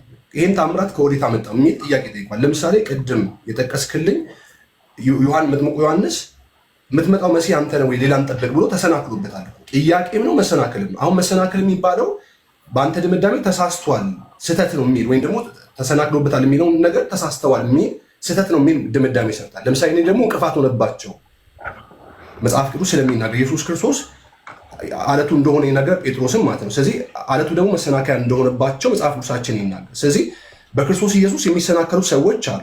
ክርስቶስ ማን እንደሆነ ወይም ደግሞ ክርስቶስ ኢየሱስ የሕያው እግዚአብሔር ልጅ እንዳልሆነ ያላመኑ ሰዎች የሚሰናከሉበት ሰዎች አሉ። እነዚህ መሰናክሎች አለማመናቸውን ጭምር መሰናክሉ። ስለዚህ ጥያቄ ሲፈጥሩ ካለማመናቸው የመነጨ ጥያቄ ያነሳሉ። ስለዚህ ወደ ክፍሉ ሲሄድ ወደ ሀሳቡ ሲሄድ ከላይ ጀምሮ ሲያነሳ አንደኛ ኢየሱስ በሚያደርገው ተአምራትና ድንቅ ጥያቄ ፈጥሮባቸዋል። እንዴት ሊያደርግ ቻለ የሚል ጥያቄ ነው የጠየቁት። ስለዚህ ለዚህ ጥያቄ መደምደሚያቸው ደግሞ እናቱን እናውቃለን፣ አባቱንም እናውቃለን። ይሄ ሰው በእኛ መካከል የነበረ ሰው ወደ ገዛ አገሩ ነው የመጣው። የማያውቁት ሰዎች አሉ። ስለ ኢየሱስ ክርስቶስ እድገትና መወለድ የማያውቁ ሰዎች አሉ። እነዚህ ሰዎች ወደ ገዛ አገሩ ነው የመጣው፣ ወደ ትውልድ ሀገሩ ነው የመጣው። ስለዚህ የትውልድ ሀገሩ ሰዎች እንጂ እንግዳ ሀገር ሄዶ አለም ይሄ ጥያቄ የተነሳ። ስለዚህ እናውቀዋለን ብለው እነዚህ ሰዎች ሲናገሩ የተናገሩት ንግግር ስህተት ነው ማለት አይደለም። አያምኑበትም፣ እውነት ነው። በክርስቶስ ኢየሱስ የሚያምኑ ሰዎች ይሄን ንግግር የተናገሩ ግን የእሱን ውልደት የሚያውቁ በስጋ ቅድም ለምሳሌ ሲነገር ማን ነው ኢዮብ ዘሚካኤል ሲናገር ነበር። ለምሳሌ ኢየሱስ ክርስቶስ የዮሴፍ ልጅ እንደሆነ በስጋ እንደሚነገር ማርያምን ፕሮቴክት ለማድረግ በፀንሳ ሲገኝ ሊተዋት አልፈልግም የሚለውን ሀሳብ አንስቶ ሲያስቀምጥ ነበር። ስለዚህ ኢየሱስ ክርስቶስ ዮሴፍ አባቱ ነው ተብሎ እንደሚታወቅ ግልጽ ማስረጃ ይቀመጣል። በስጋ ወለደው ማለት ግን ይሄን እያልን አይደለም። ስለዚህ አባት ተብሎ ተጠርቷል። ማርያም ፀንሳ የተገኘችው ከዮሴፍ ነው ተብሎ ይታመን ነበር ማለት ነው። መጽሐፉ ግን እንደዛ እያለው በፍጹም እንደዛ እያለም ከመንፈስ ቅዱስ እንደተጸነሰ መጽሐፍ ቅዱስ ይናገራል። ስለዚህ እኛ ሙሉ መጽሐፉ እኛ እጅ ላይ ስላለ መጽሐፉን ማብራራትና መጽሐፉን መረዳት ከኛ ምንም የሚጎለን ነገር አለ። ግን የመጽሐፉን ሀሳብ ደግሞ ስናነሳ እነዚህ ሰዎች ለምን ተናገሩ የሚሆን ነገር ስንወስድ ክፍሉ እያነሳ ያለው ማርያም እና ዮሴፍ አባቱና እናቱ ናቸው ብለው እነዚህ ሰዎች ያምናሉ ነው። እንደዛ ነው አይደለም፣ ግን በስጋ ለሚያውቋቸው ሰዎች። ስለዚህ ቀጥሎ የሚናገሩት ነገር ደግሞ ትክክለኛ መሆኑን በመካከላቸው ስለነበር ማርያም ልጆች እንደወለዱ እነዚህ ሰዎች ተናገሩ። አይ አልወለደችም የሚል ማስረጃ ካሉት ዲያቆን እርሱ ይህን ማስረጃ ማቅረብ የሚችሉት እርሱ ነው። ለምን? እነዚህ ሰዎች የአገሩ ሰዎች ስለሆኑ እንደ ማስረጃ አቀረቡ። ኢየሱስን እናውቀዋለን። ይሄ ድንቅና ታምራት የሚያደርገው ሰው እናውቃለን። አባቱም ዮሴፍ ነው፣ እናቱም ማርያም ናት። በመካከላችን የነበረ ሰው ነው። እንዴት ይህን ድንቅና ታምራት ሊያደርግ ይችላል ብለው ዝርዝር ያስቀምጡ። እናትና ወንድሞቹ በእኛ ዘንድ አሉ ብለው በዝርዝር ያስቀምጡ። ስለዚህ ይሄ ማስረጃ መጽሐፍ ቅዱስ አይደለም፣ የሰው ምስክርነት ወይም ደግሞ የእነዚህ ካዲዎች ናቸው ወይም ደግሞ ክርስቶስን የማያምኑ ሰዎች ናቸው፣ ትምህርታቸው ስህተት ነው ከሆነ እንግዲያውስ ማርያም አልወለደችም ከዛ በኋላ የሚል ማስረጃ ካሉት ማሳየት ነው እንጂ እኔ ይህን ማስረጃ የምቀበልበት ምክንያት ምንድነው? ተጽፎ ሲቀመጥ ይሄንን ቃል የሚቃረን የተሳሳተ መረዳትን ያስቀመጡት። ለምሳሌ ቅድም የጠቀሱት አለ ስለ መጥምቁ ዮሐንስን ክርስቶስ ቆይ ልጨርስ ፈለገ አይደለም። አይ ወደ ሌላ እቺ ሐሳብ ልጨርስ። አይ ግድ የለም ቆይ ወደ ሌላ ሐሳብ አንሂድ አንድ ጊዜ ባኮት። ሐሳቡ ምናልባት ደቂቃ ስለረዘመም ጭምር ምን እናድርግ መሰሉት? አሁን የተናገሯቸው ሐሳቦች እኛ የተናገሩት ነገር በአጠቃላይ ትክክል ሆኖ ሳይሆን እንዲሁ ሰምተኖታል፣ ታይም ወስደን በደንብ አድምጠኖታል። የተናገሯቸው ንግግሮች በአጠቃላይ ግን የት ሄዱ? አገልጋይ እባካቸው አስገቧቸው፣ አገልጋይን አስገቧቸው።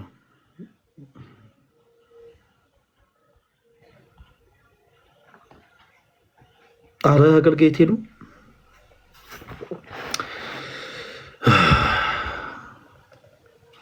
እባካቸው አስገቧቸው። ሞዴሬተሮች አሉ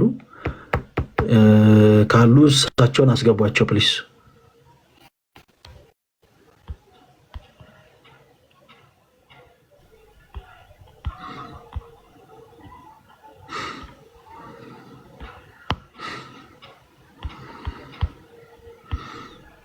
አገልጋይ ካሉ ፕሊስ ኢንቫይት ላኩላቸው።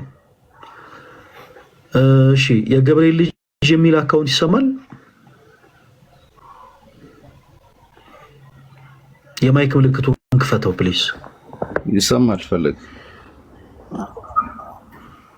እሺ ወንድሜ ኮሜንት ላይ ለምን አታዳመጥም እያልከኝ ነበር። አዎ እሺ ምንድን ነበር ያጠፋሁት? እኔ ወንድሜ ነኝ፣ እኔ በጣም ነው የምወድህ። ግን እንዴት ብዬ ልንገርህ ማለት ወይ ደቂቃ ስጣቸውና ሀሳባቸውን እንትን ይበሉበት ይጨርሱት። ከዛ በኋላ አስቆመህ በጠቅላላ ያለውን ነገር ማለት እነሱም የሆነ ነገር ሲያወሩ አንተን በማለት ስትገባ የሆነ ጭቅጭቅ አይነት ነገር ይመስልና ያው እኛም አድማጮች ተማሪዎች ያው ማለት ፍሬ ያለው ነገር ረጅም ታይም ይወስዳል ንግግሩና አንድ ርዕስ ተነስቶ ልክ ነው ተደምቶ ሲወራ ደስ ይላል። ግን እነዛም ሰዎች በራሳቸው ያለውን ነገር ያስቀምጡ፣ ልክም ይሁኑ ልክም አይሆኑ እነዛ ነገሮች ግን አዳምጥ አንተ የራስህን ፖይንቶች ወስደ ከዛ በኋላ ደግሞ በእነዛ ነጥቦች ላይ ይሄ ማለት ይሄ ነው፣ ይሄ ማለት ይሄ ነው ብለህ ስትል የእነሱንም ሰማን ያንተንም ትምህርት ወይ ደግሞ የቤተክርስቲያናችንን ትምህርት አደመጥንና ኦልሬዲ ከዛ በኋላ እነዛ ጥያቄዎች የሚነሱበት መንገዶች እንኳን ቢኖሩ እኛ መልሶች አሉ ወይ ደግሞ ከቤተክርስቲያን እና ከወንድሞቻችን ከእናንተ ተምረናል ማለት ነው። እና የእነሱንም ጥያቄ በደንብ እየሰማን የእናንተንም መልስ ደግሞ በደንብ እያደማችሁ ስትመልሱበት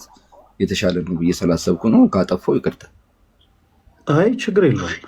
ያስገባውክ አውቄ ነው ስለፈለግኩ ነው። ታች ኮሜንት ሴክሽን ላይ ሆነ ኮሜንቶችን ከምትጽፍ ቆይ ላስገባ ብዬን ያስገባውና አንተ ባለህበት ነው መውራት የፈለግኩት። ወንድሜ ማን ልበል ስምህን? ወርቅነህ። ወርቅነህ በጣም ጥሩ። ስምህን ስጠይቅህ ስለ ወረዳ ነግረኸኛለሁ?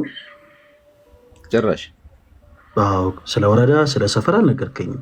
ስምህ ማን ነው ስልህ ወርቅነህ ብለን የመለስክልኝ። ስምህን ጠይቀንህ ስለ ሰፈር የምታወራ ከሆነ እናስቆማለን። ለምሳሌ ስናወራበት ነበር ለእሳቸው ምን ብለን ነበር ጥያቄ ያቀረብንላቸው? ወርቅነህ እሱ በደንብ ካደመጥከ ለእሳቸው አሁን መጨረሻ ያቀረብንላቸው ጥያቄ ምንም ነው። ያው አሁን እነዛ ሰዎች ይህንን ቃላት የተናገሩትኝ አማኝ ናቸው ማለት በክርስቶስ የሚያምኑ አይደሉም። ጴጥሮስ የተናገረው እንደዛ ብዬ አይደለም ወርቅነህ፣ እንደዛ ብዬ አይደለም። ለእሳቸው እዚህ ላይ ለነበሩት አገልጋይ መጨረሻ ላይ ያቀረብኩት ጥያቄ ምንድን ነበረ? እሱን ንገረኝ። ምን ብዬ ነው የጠየኳቸው? ማለት እሱን ነበር እሳቸው ዲፋይን ያደረጉ የነበረው አይደለ? አሁን እሳቸው ምን እያወሩ ነበር አይደለም ያልኩ ወርቅነህ። መጨረሻ ላይ ለእሳቸው የጠየኳቸው ጥያቄ ምንድን ነበረ? ዘንግቼው ከሆነ አስታውስ። ይኸውልህ አይ ኖ ከዚህ በኋላ ቁጭ ብለህ ነው በደንብ ማዳመጥ ያለብህ ወርቅነህ። ኮሜንት ላይ ቁጭ ብሎ ሀሳብ መስጠት ልክ እንዴት መሰለህ ቢሄዱ ለተቀማጭ ሰማይ ቅርብ ነው እንደማለት ነው። አስተያየት መስጠት በጣም ሲምፕል ነገር ነው ተወዳጅ ወንድማችን ወርቅነህ። እኔ አሁን እዚህ ጋር የፈለግኩት ለምን እንዲህ ያልክ፣ ለምን በዚህ ወጡ፣ ለምን በዚህ ገባ አይደለም። ለሌላው ጊዜ ግን ምክንያት ነው። እኔ እንኳን የጠየኩትን ጥያቄ አንተም አላዳመጥከኝም።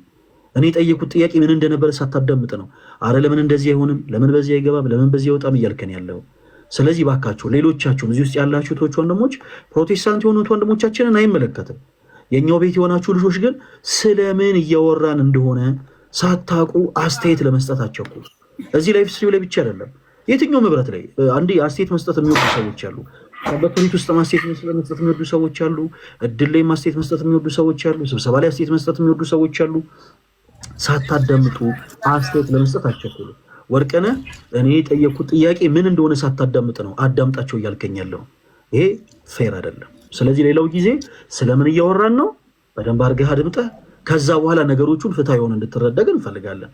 እሺ ወንድማችን፣ ለሌላው ጊዜ ምን እያወራን ነው? ስለምወድህም ጭምር ነው። ይቅርታ ስለምወድህም ጭምር ማለት ሰዎች ስለሚሉ ነው። አይ እግዚአብሔር ምስክር ነው። አይ ጀጅ እያደረግህ ነው እያልኩ አይደለም። ፈለገዬ ግን ማለት የሆነ በጓደኞቻችን ጋር ስንወያይ አሁን ያደረግከው ነገር ስህተት ስለሆነ 100% ስህተት ነው። እሺ ማንንም ሰው እናስቆማለን። አሁን እዚህ ጋር አንድ ነገር ልንገራችሁ፣ ታች ያላችሁ ሰዎች እናንተ ይሄ ካፌና ሬስቶራንት አይደለም። ልክ እናንተ ደስ የሚል ሆስፒታሊቲ የምንሰጥበት ቦታ አይደለም። እናንተ ደስ ስላላችሁ እናንተ ቀር ስላላችሁ ሳይሆን እኛ ስም ስንጠይቅ ስለ ቀየውና ስለ መንገዱ የሚያወራንን ሰው እናስቆማለን። ኦኬ እኛ ልክ የሆነን ሰው ስሙን ስንጠይቀው ስለ መንደሩ፣ ስለ ቀየው፣ ስለ አመጣጡ ሲያወራን ነው አቁም ማን ነው ስም ብለን የጠየቅን ብለን ልክ እንደዚህ እንጠይቀዋለን። ስለዚህ ሌላው ጊዜ አስተያየት ለመስጠት አትቸኩሉ ነው ያልኩት። ወርቅነህ አንተን ማስገብቼ ያወራው በምክንያት ነው። እሺ ተወዳጅ ወንድማችን እና ሌላው ጊዜ ሁላችሁም እሱ ብቻ ሳይሆን ሌሎችም እንዲህ አይነት አስተያየት መስጠት የምትወዱ ሰዎች ስለምን እየተወራ እንደሆነ በደንብ አድምጣችሁ ግቡ። አሁን መጨረሻ እኔ ለእኛ አገልጋይ የጠየኩት ጥያቄ ምን እንደሆነ ወንድማችን ሳያዳምጥ ነው አዳምጣችሁ እያለ ያለው። ማያዳምጥ ሰው አዳምጥ ማለት አይችልም ነው። ሌሎቹ ይህን ሀሳብ ለምን አልተናገሩ? ምክንያቱም የጠየኳቸውን ጥያቄ ሰምተዋል። ከኚህ ሰው ጋር ያወራነውን ሀሳብ ሰምተዋል። ኦኬ ተቃራኒ የሆነ ነገር እያወሩና እየተናገሩ ስለሆነ ኦኬ ከእንደገና አስቆመን አይ ቆይ ከመስመር እየወጡ ነው ስንላቸው እነሱም በትዕግስት ያደምጣሉ። እና ወርቅነህ ፕሊዝ ሌላው ጊዜ እባክህን አዳምጥህን ገብተህ በሀሳብ ደረጃ እንድናወራ እንፈልጋለን። እንዳጠፋሺ ኦኬ እሺ። አገልጋይ የሚል አካውንት እስካሁን ድረስ አልመጡም። ይህንን ሀሳብ ማጠቃለያ ከመስጠቴ በፊት ፕሮቴስታንት ወንድሞች ስላሉ ለእነሱ እድል ልስጥ። ፕሮፌት የሚል አካውንት ይሰማል? ፕሮፌት ማን ነው የሚለው? ስም የለበትም። ፕሮፌት የሚል አካውንት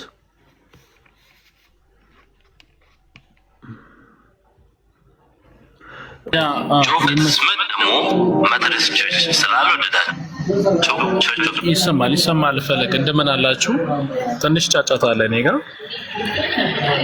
እኮ። ከጫጫታ ቢርቁና ድሮት ቢጠቀሙበት ደስ ይለናል። ፕሮፌት ምናልባት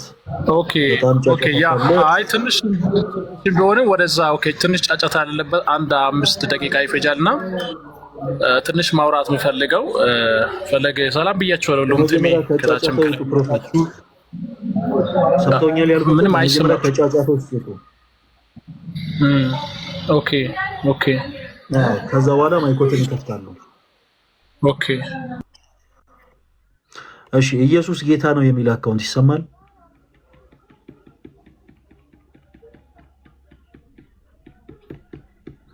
ሰላም፣ እንዴት ናችሁ? ሁሉ ሰላም ነው?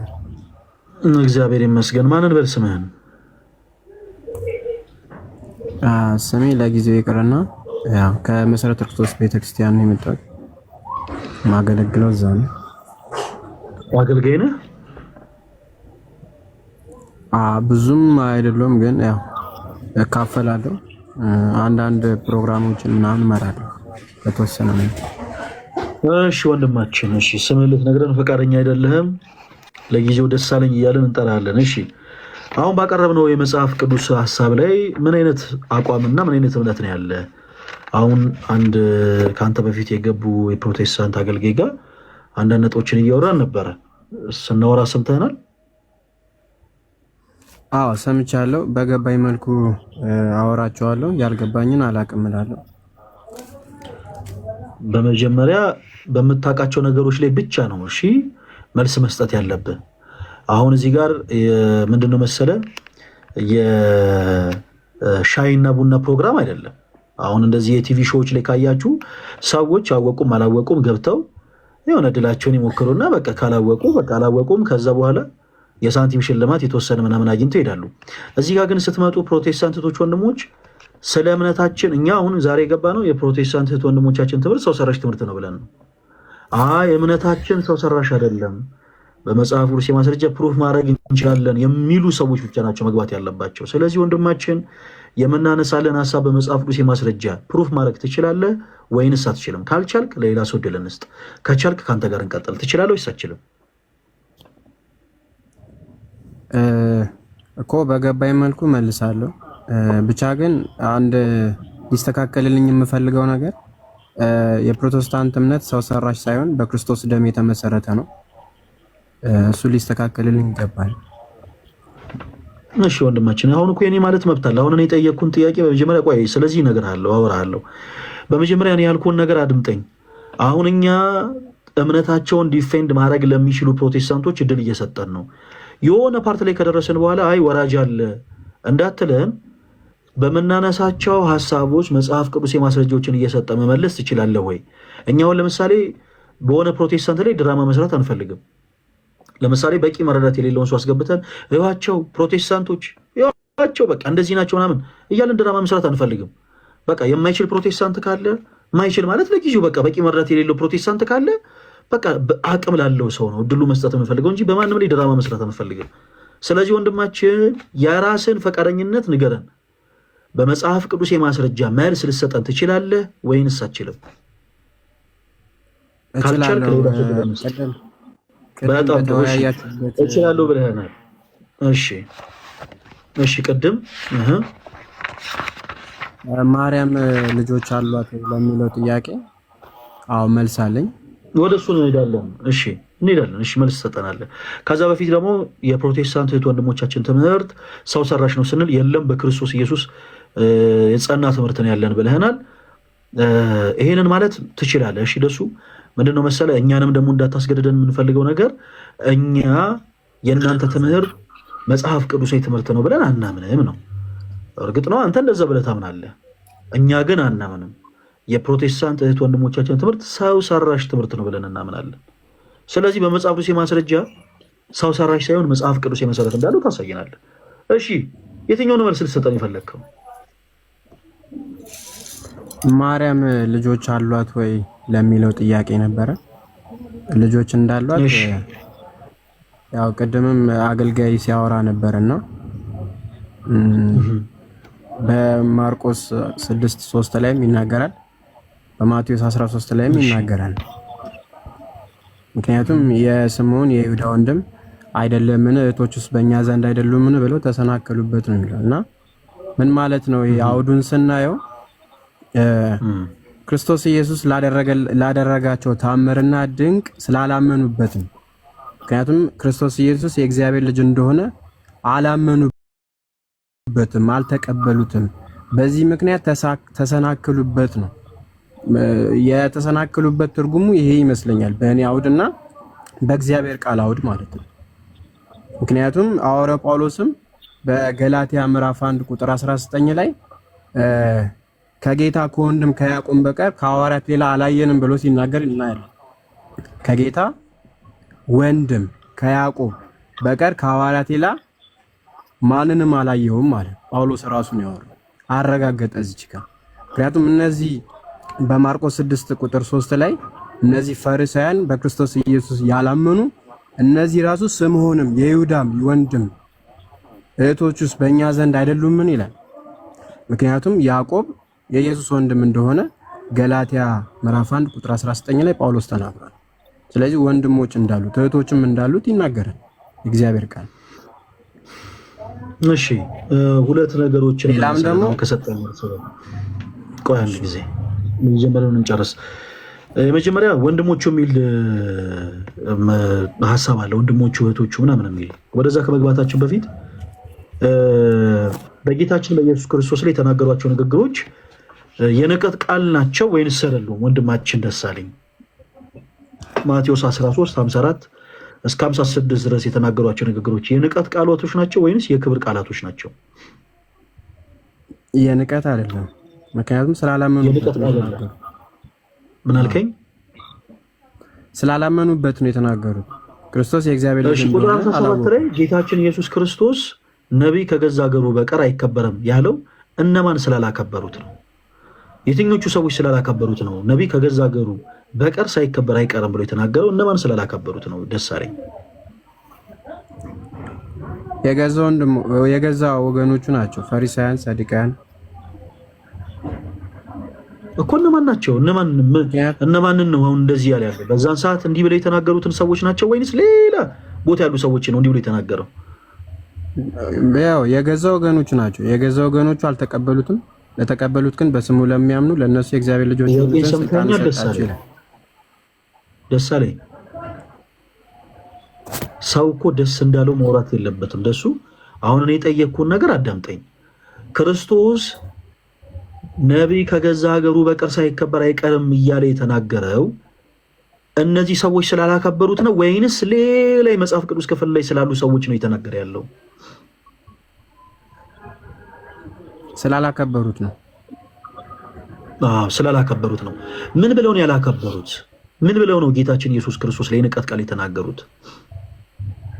ደሳለኝ እንግዲህ ከላይፍ ደግሞ መውጣት ጀመረክ። በቃ ንገረን፣ እኛ እናወጣልሃለን። ተወዳጅ ወንድማችን ምን ብለው ነው ያላከበሩት?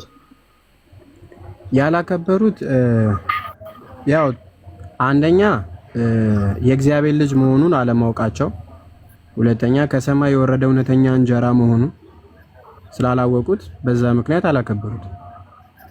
እውነተኛ ከሰማይ የወረደ የህይወት እንጀራ ጋር የሚገናኝ ነገር አለ እዚህ ክፍል ላይ? አሁን ስታነበው ከሰማይ የወረደ የህይወት እንጀራ ጋር እኮ የሚገናኝ ምንም አይነት ነገር እኮ የለም። እንደ መጽሐፍ ቅዱስ አውድ ነው እያወራ ያለው። እንደ ታዲያ እኔ መቼ በልብ ወለድ አውድ ነው ብያለሁ እንዴ? ደሳለኝ እዚሁ የመጽሐፍ ቅዱስ አውድ ላይ እንዲህ የሚል ሀሳብ የለም። ምን ሆነ ነው? ከየት ነው ያመጣው? የሰማይ የህይወት እንጀራ ምናምን ስለ እንጀራ አላወሩም እነዚህ ሰዎች፣ አላወሩም እኮ እንደዛ የሚል ነገር አልተናገሩም። አሁን እኔ ጠየቁ ምን ብለው ያላከበሩ? የዮሐንስ ወንጌል ምዕራፍ 6 ላይ ያረጋ እኔ ከሰማይ የወረድኩ እውነተኛ እንጀራ ነው ራሱ ሲናገር እናያለን። አይ መድኃኒዓለም ደሳለኝ በቃ ችግር የለም። እንዲህ አይነት ነገሮችን እኔ አላክብድም። በቃ ቀለል አድርጌ ልለፈው። ወደ ተሰናከሉበት የሚለው ሀሳብ ሐዋርያው እንዲህ ብለው ተሰናከሉበት ብሎ አስቀምጧል። ምን ብለው ነበር የተሰናከሉበት? በክርስቶስ ላይ ምን ብለው ነው የተሰናከሉት? እስኪ ንገረን። የተሰናከሉበትን ሀሳብ እያወጣ ንገረን።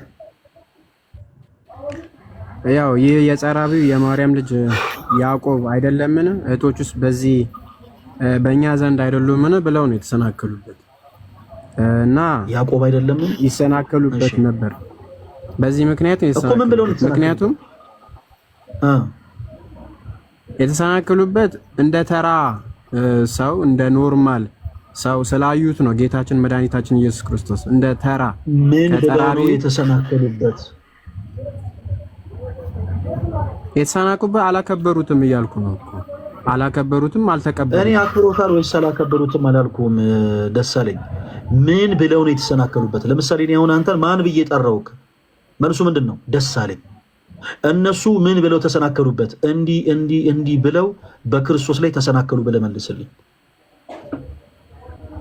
እኮ። እዚች ጋር የያዕቆብም የዮሳም የይሁዳም የስምዖንም ወንድም አይደለምን ብለው፣ ሌላም ደግሞ እህቶች ውስጥ በዚህ በእኛ ዘንድ አይደሉምን አሉና የሚሰናከሉበትም ነበር ይላል።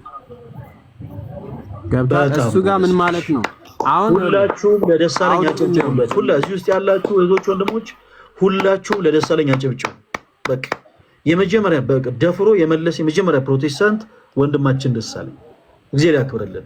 ምን ብለው ነው የተሰናከሉት? እሱ አሁን እንደተናገረው ይህ ጸራቢ የዮሴፍ ልጅ አይደለም ወይ? እናቱስ ማርያም ትባል የለም ወይ? ወንድሞቹ ያዕቆብ፣ ይሁዳ፣ ይሁዳ፣ ስምዖን፣ ይሁዳ አይደሉም ወይ? እህቶቹ ሁሉ በእኛ ዘንድ ያሉ አይደሉም ወይ ብለው ተሰናክለውበታል። ኦኬ የተናገሯቸው ንግግሮች በአጠቃላይ ስህተት ናቸው። እንዴት ስህተት ናቸው? ደሳለኝ አዳምጠኝ። እሺ ጋይስ ይሄን ጥቅስ ላንመለስበት አንድ ጊዜ እንመልከተው። ሁላችሁም አንድ ጊዜ አዳምጡ። ኦኬ ፕሮቴስታንት እህት ወንድሞቻችን ድንግል ማርያም ከክርስቶስ ኢየሱስ ውጭ ሌሎች ልጆች አሏት ለማለት የሚሰጡት ቀዳሚ የመጽሐፍ ቅዱስ ማስረጃ ይሄ ነው። የማቴዎስ ወንጌል ምዕራፍ 13 ከቁጥር 53 ጀምሮ ያለው። በተመሳሳይ የሕይወት ታሪክ ደግሞ ማርቆስ 6 ላይ ያለው። እዚህ ጋር ጳውሎስ እኮ ያረጋግጥልናል። እዚህ ጋር እኮ ያዕቆብ ከጌታ ከያዕቆብ በቀር ከሐዋርያት ሌላ አላየንም። እዚህ ጋር ደግሞ በማርቆስ 3 ላይ ይናገራል እኮ ያዕቆብ የዮሴፍ። እባክህን ተረጋግተህ አዳምጠኝ። ልመጣ ነው ወደዛ። ለምን ትቸኩላለህ? ጌታ ሆይ ተረጋጋና አዳምጠኝ። እሺ አሁን አንተ ስትናገር ያውም እኔ ልቤን እንዲህ በገመድ ይዘህ እንዲህ ጉትት እያደረከው ስታወራ ነው ጸጥ ብዬ አዳመጥኩ። ስለዚህ አንተም የተወሰነ ደቂቃ ታገሰኝ። እኔ በመድኃኒዓለም ጋይስ ሁላችሁም አዳምጡ። ፕሮቴስታንት እህት ወንድሞቻችን በአጠቃላይ ድንግል ማርያም ከክርስቶስ ኢየሱስ ውጭ ሌሎች ልጆች አሏት ወይ ተብሎ ሲጠየቁ የሚሰጡት ይሄ መጽሐፍ ቅዱስ ጥቅስ ነው። በዘር ማንዘራቸው ሌላ የመጽሐፍ ቅዱስ ጥቅስ የሚሰጥ አንድም ሰው የለም። በቃ የሚሰጡት እነዚህን የመጽሐፍ ቅዱስ ጥቅሶች ነው። ኦኬ ይሄ መጽሐፍ ቅዱስ ጥቅስ ድንግል ማርያም ከክርስቶስ ውጭ ልጆች እንዳሏት የሚናገር ነው ወይ? በፍጹም። ምን ይላል? ኦኬ ጌታችን ኢየሱስ ክርስቶስ ወደ ገዛ ሀገሩ መጣ፣ በምኩራባቸው ያስተምር ነበር። ከዛ በኋላ ጸሐፍት ፈሪሳውያን እንዲህ ብለው ጥያቄን ጠየቁ። ይህንን ሁሉ ጥበብና ታምራት ከወዴት አገኘው? ይህ የጸራቢ የዮሴፍ ልጅ አይደለምን? እናቱስ ማርያም ትባል የለምን?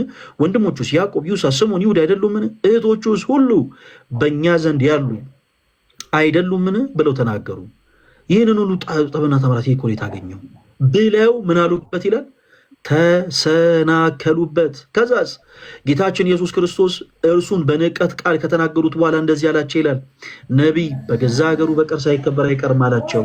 ይሄ መጽሐፍ ቅዱስ ጥቅስ ድንግል ማርያም ልጆች እንዳሏት የሚናገር ነው ወይ? በፍጹም። እንዴት ስንል የተናገሯቸው ንግግሮች በአጠቃላይ ሐሰትና ስህተት ስለሆኑ፣ ለዛም ነው ሐዋርያው ቅዱስ ማቴዎስ ተሰናከሉበት ያለው። ተሰናከሉበት ይላል። በክርስቶስ ላይ ምን አሉ? ተሳሳቱ። በዚህ ዘመን ያላችሁ ፕሮቴስታንት እህት ወንድሞቼ እባካችሁን በክርስቶስ ላይ አትሰናከሉ፣ አትሰናከሉ። ሁላችሁም ኮሜንት ላይ አትሰናከሉ እያላችሁ ጻፉ። በኢየሱስ አትሰናከሉ እያላችሁ ለፕሮቴስታንት እህት ወንድሞቻችን ጻፉላቸው ፕሊስ። ድንግል ማርያም ልጆች አሏት ለማለት ብላችሁ እባካችሁን በኢየሱስ ላይ አትሰናከሉ። በዛን ዘመን እንደነበሩ ጸሐፍት ፈሪሳውያን በኢየሱስ ክርስቶስ ላይ እባካችሁ አትሰናከሉ። ምን ብለው ነው የተሰናከሉት ለመሆኑ ስንል ይህ የጸራቢው ዮሴፍ ልጅ አይደለም ወይ? እናቱስ ማርያም ትባል የለም ወይ? ወንድሞቹስ ያዕቆብ፣ ይሁዳ፣ ስምዖን፣ ይሁዳ አይደሉም ወይ? እህቶቹስ ሁሉ በእኛ ዘንድ ያሉ አይደሉም ወይ? ብለው በክርስቶስ ላይ ተሰናከሉ። አሁን ወርዱ ስታዩት እንዴ ድንግል ማርያም ክርስቶስ ኢየሱስ እናት አይደለች እንዴ? እንዴት ነው አሁን ይህን ተናግረው የሚሳሳቱት ያስብላል አይደል? ልዩነት አለ።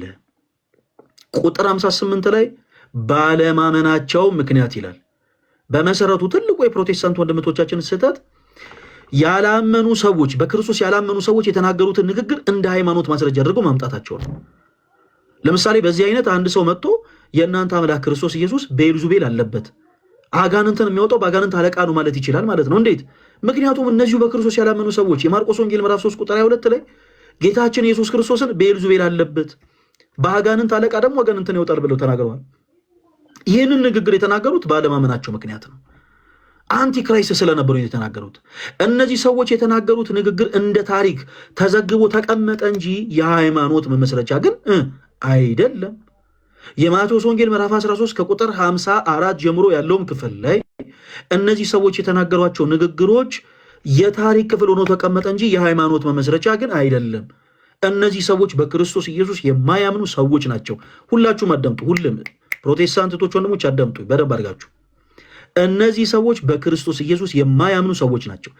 ኦኬ የማያምኑት ምንድን ነበረ?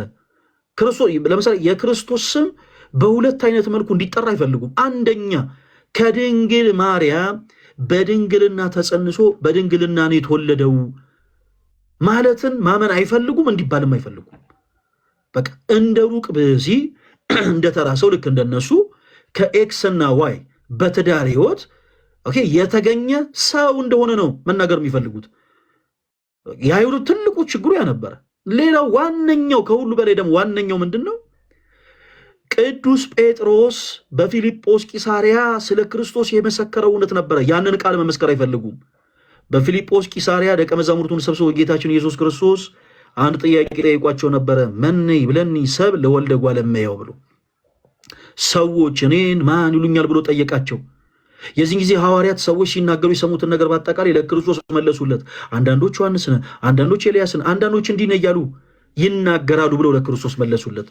ከዛስ የእምነታችን ጀማሪና ፈጻሚ የሆነው ጌታችን ኢየሱስ ክርስቶስ እናንተስ ደግሞ እኔን ማን ትሉኛላችሁ አላቸው። የዚህን ጊዜ ቅዱስ ጴጥሮስ ከተቀመጠበት ብድግ ብሎ አንተ ውእቱ ክርስቶስ ወለ እግዚአብሔር ሕያው አለው። አንተ ክርስቶስ የሕያው የእግዚአብሔር ልጅ ነህ አለው። አይሁድ ይህንን ቃል መናገር አይፈልጉም። ኢየሱስ ክርስቶስ የእግዚአብሔር ልጅ ነው መባልን አይፈልጉም። ኦኬ። ስለዚህ በክርስቶስ ላይ ምን አሉበት ይላል? ተሰናከሉበት። ሲጀምሩ ምን ብለው ጀመሩ? የአወኩሽ ናኩሽ ንግግር የተናገሩት ባይዘዌ። ለምሳሌ እናንተ ከቀያችሁ ከመንደሪያችሁ ተነስታችሁ ትልቅ ደረጃ ስትደርሱ ወደ ድሮ ማንነታችሁ የጎተቱ ሊጠርፏችሁና ሊጥሏችሁ የሚፈልጉ የአወኩሽ ናኩሽን ቃላቶች የሚናገሩ ሰዎች አሉ በዙሪያችሁ። ምን ደግሞ ምን ተሙንና እንዴ ምን ዴታሙ እኮ ምን እንዴ ቅርብ ጊዜ እኮ ከኛ ጋር እንዲያደርግ የነበረ ሰው ነው የሚሉ ሰዎች ተሙን ሊያከብሩት ፈልገው አይደለም። ተሙን ስለሚያውቁት አይደለም እንደዚህ እያሉ ያሉት፣ ተሙን ለመናቅ ስለፈለጉ ነው። እነሱን ንቀውት ሌላ ሰው እንዲንቀው ስለሚፈልጉ ተሙን እናውቀዋለን ይሏቸዋል። ሰው እነዚህም ሰዎች እንዲህ ብለው ጀመሩ። ይህ የጸራቢው የዮሴፍ ልጅ አይደል እንዲህ ያሉ የኢየሱስ ክርስቶስ አባት እግዚአብሔር አብ ሆኖ ሳለ